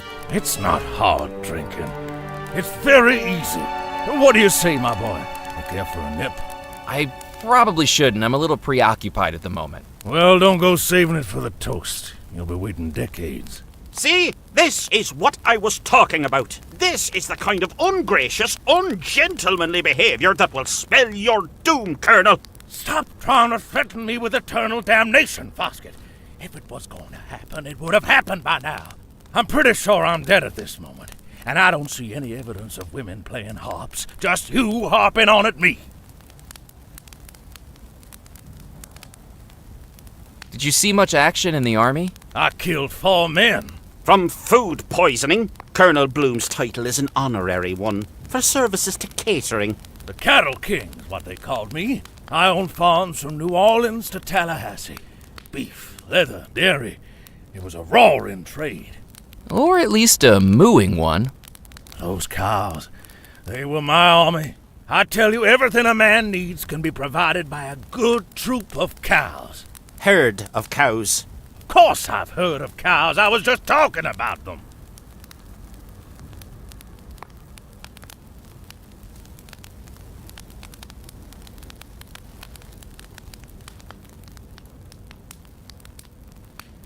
What are you drinking, Colonel?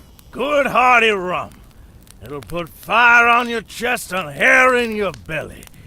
Ooh. And perhaps it is time to consider whether you have drunk too much of it, Colonel. Or perhaps give it up altogether. I could easily give up alcohol. I've already done it hundreds of times. I think you'll find the time between one glass and the next does not count as teetotalism. Perhaps we should be grateful to the Lord that your glass remains empty.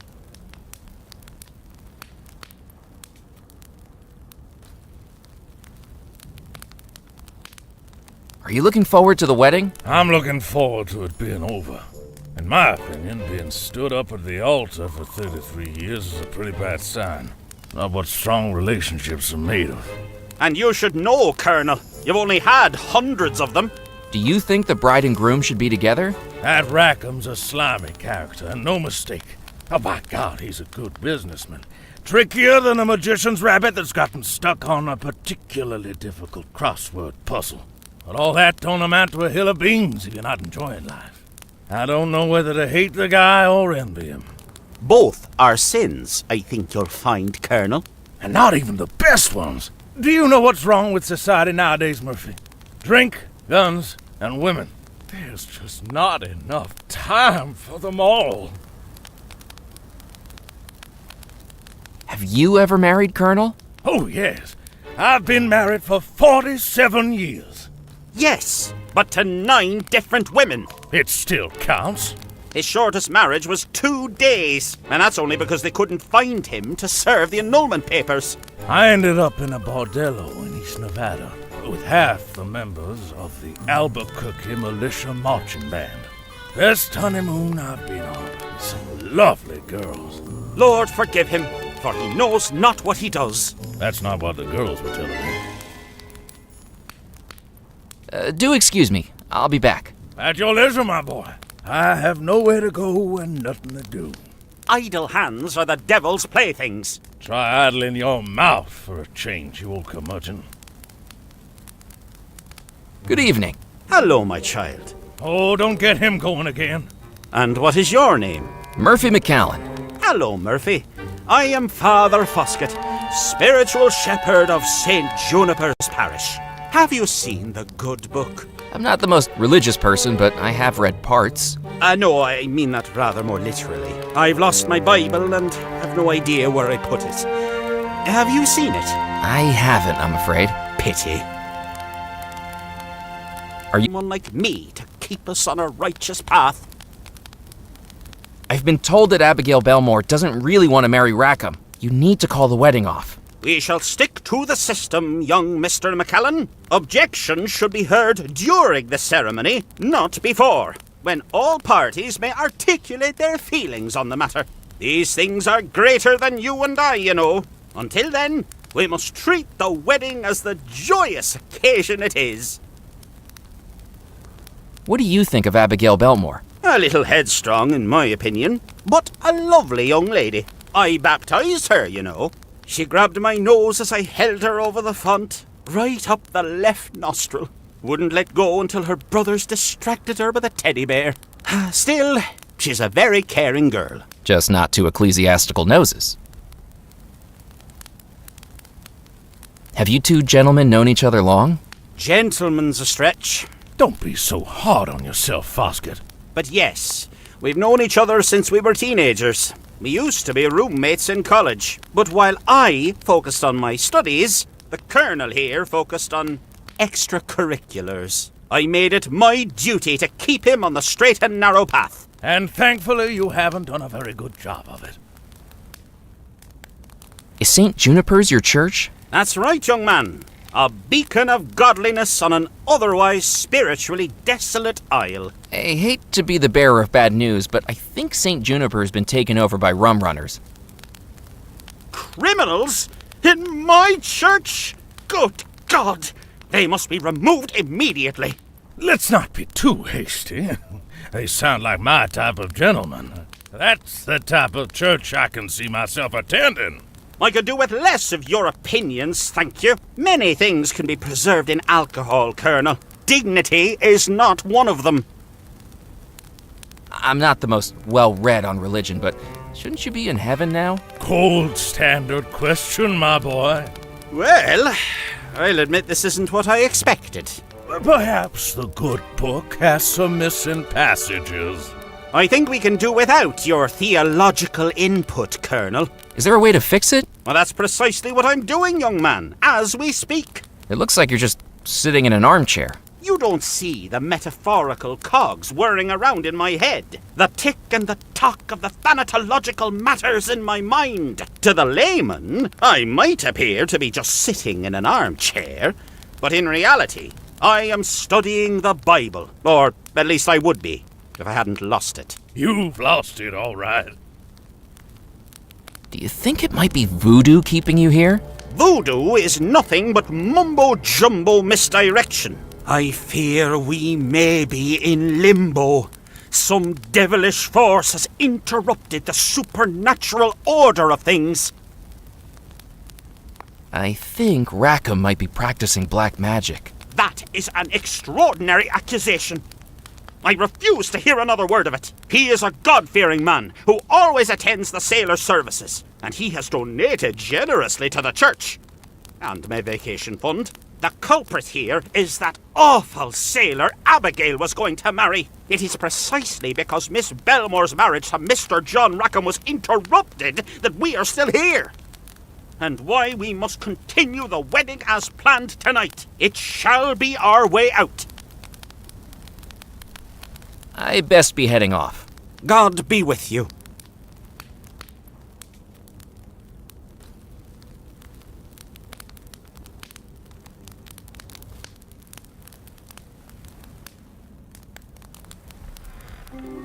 The empty glass was best left where it was.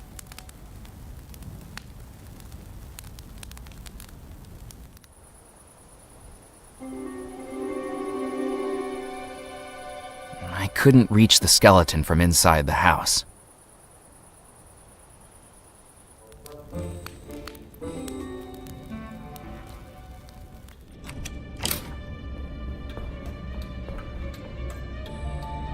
Stepping through the doorway, I found myself in an ethereal black void that stretched in every direction. Draped in green fog, all I could see were staircases floating in all directions, and in the center, an eternally ticking clock.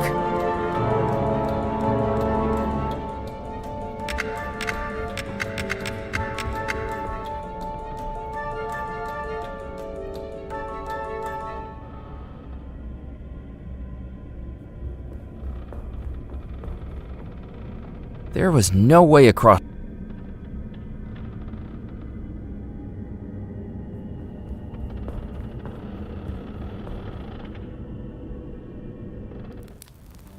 Is that little whippersnapper playing on the staircases again? No, it's not him this time. But how that wayward whelp's mother allows him to run riot through that cursed room baffles me. When it comes to Sebastian Pock, I think King Herod might have had a point.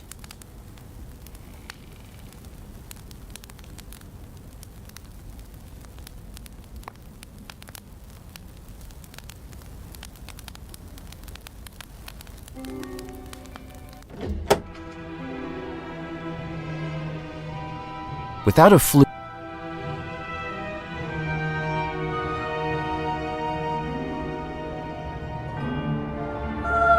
You can't have that. I might be. I couldn't ring. Hey, Cordelia. Oh, have you... I'm work. Do you know We... I was able... Even... I don't want... So... Did you... Oh, Craig, we... Do you... If... Who... The skeleton... What? Isn't... Oh, he will... It was... How did... It was aboard one of the Belmore ships. Miss Belmore was never one to be caged up inside the house. How did the Belmores... A ship... Who was... What? Do you know... That might... All the... I'd... What was... Prepared... He'd be... And on... Pirate... I'd... That he left... Who gave... I... Thank you. You're welcome. It gets pretty boring.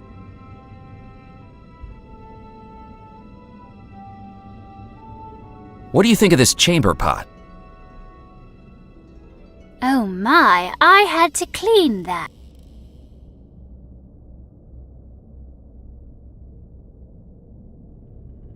Have you seen this brooch before? Isn't that Miss Belmore's? Yes, I'm just borrowing it. I hope you... I didn't think she'd be... I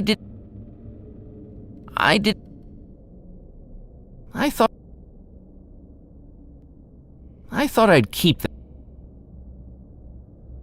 I didn't need to... I didn't think she'd be interested in that.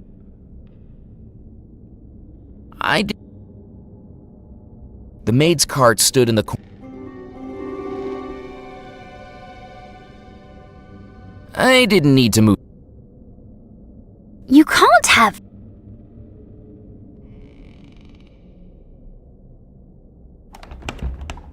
The door...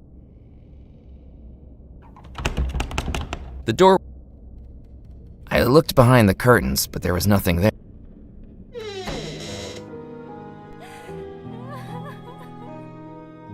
The phonograph horn had...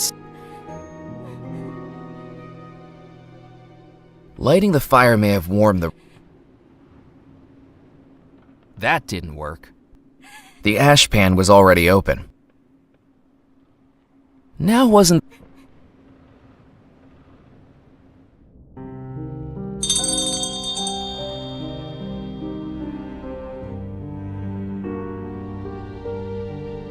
Coming!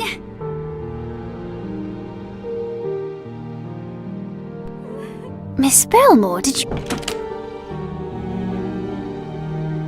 With the maid distracted, I didn't need to move the cart. I couldn't ring the...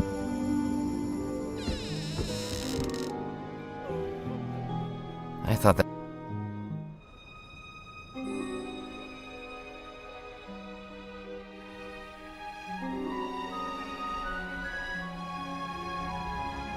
Whoa! As I rounded the corner of the balcony, I saw that the walkway had dropped away, the mortar crumbling after decades of neglect. The ground was a long way down. I assessed whether the railing would be safe to climb. With the slippery ironwork and crumbling masonry, the answer was obviously no. But I didn't have the luxury of safety. Here goes nothing.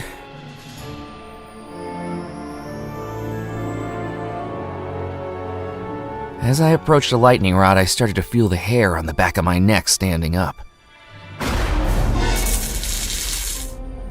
That was a close one. Fortunately, the lightning bolt had hit the lightning rod instead of me, breaking it from its socket and sending the rod tumbling to the ground below. It looked like someone had already intended to start. I looked inside the toolbox and took the only thing it held, a rusty old pair of pliers. There was nothing else in... There was nothing I could... I definitely... From down on the balcony, the drain pipe, there was no matter... I couldn't see... From down on the balcony, the drain pipe was unreachable. I couldn't see an easy way up to the cupola.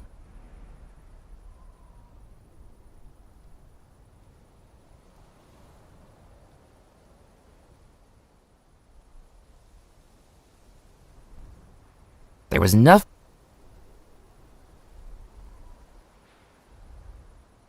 That wasn't going.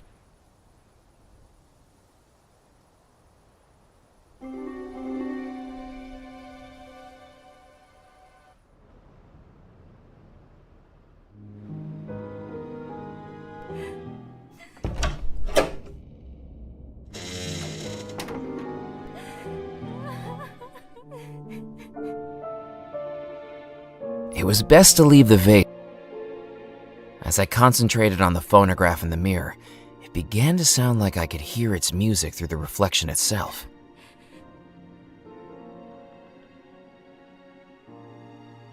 It was an untouched.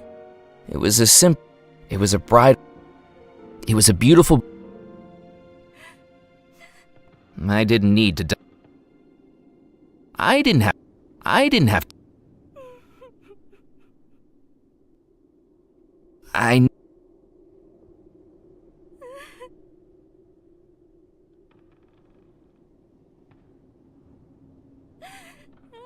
There was nothing. The phonograph horn had snapped off the machine when I was flung out of the balcony doors. The phonograph. It was an old. That did.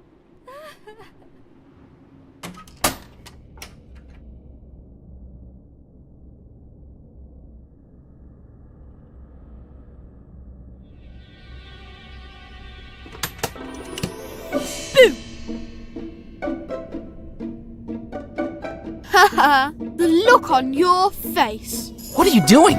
Oh, you could have scared me to death. Imagine how cool that would be. I don't think I'd be very happy about that. Baby. Who are you anyway? My name's Murphy McCallan. I'm a guest. Who are you? I'm Sebastian Pock. The little boy puffed out his chest with a grin that would make the Cheshire Cat jealous. I'll have a That's yeah. The boy.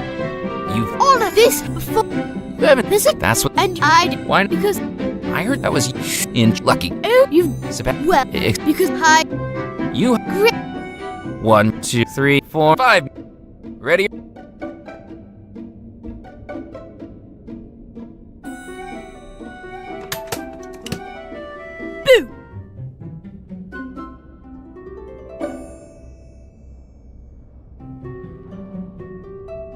Too easy. I just wish this was more of a challenge. Hello, Sebastian.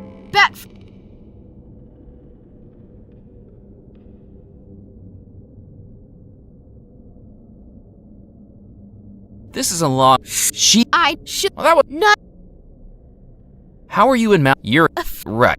Hey. Chill. Are you here for the? My. Do you know the man? I do. It's. What do you know about? I do. You know. I cross. That's. We can't. He was. Yeah. Did you? Not. I can't. What? What was? See her. Bah. Hello, Sebastian. Back from. You must be cheating. How could I? I don't know. You're a ghost. This isn't a bedtime. I may be. You're on. Hiding inside a locked chest might have been fine for a ghost, but as long as I cherished staying alive, I wasn't climbing inside it. I was far too big to fit behind. The door was locked. The door was locked. Gazing into the portraits.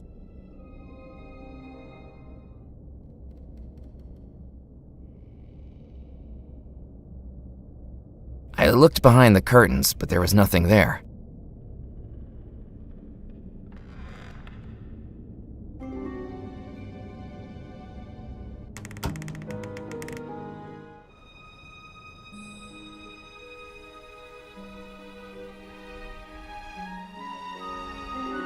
From down, I couldn't see. There was no way, no matter which.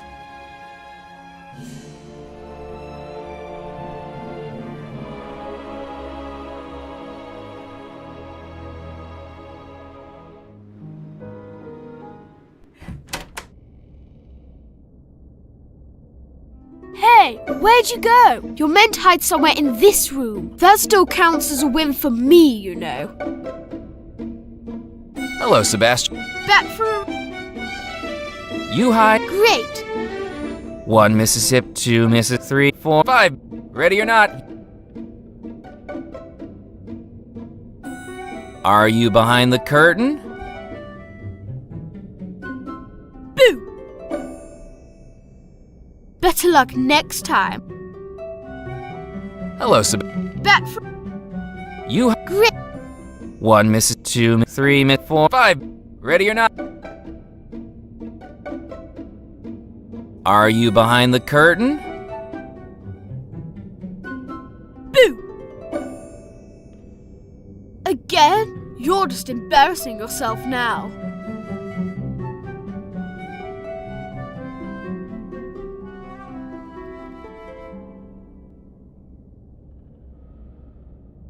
Hello, Sebastian. Back. You high. Grip. 1 misses, 2 misses, 3, 4, 5. Ready or not? Are you behind? Boo! 2 I couldn't do that. I didn't think he'd be interested. Hello, Seb. Back. You're hiding inside a locked chest might have been fine for a ghost, but as long as I cherished staying alive, I wasn't climbing inside it. I didn't need... Nope. That wasn't going to work. Gazing into the portrait's eyes sent a shudder. Clearly the... Nope. I needed to think of something else. That wasn't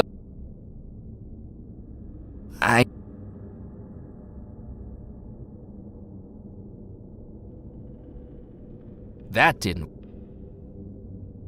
I was far too big to. The door was locked. The door was locked. Ready or not, here I come.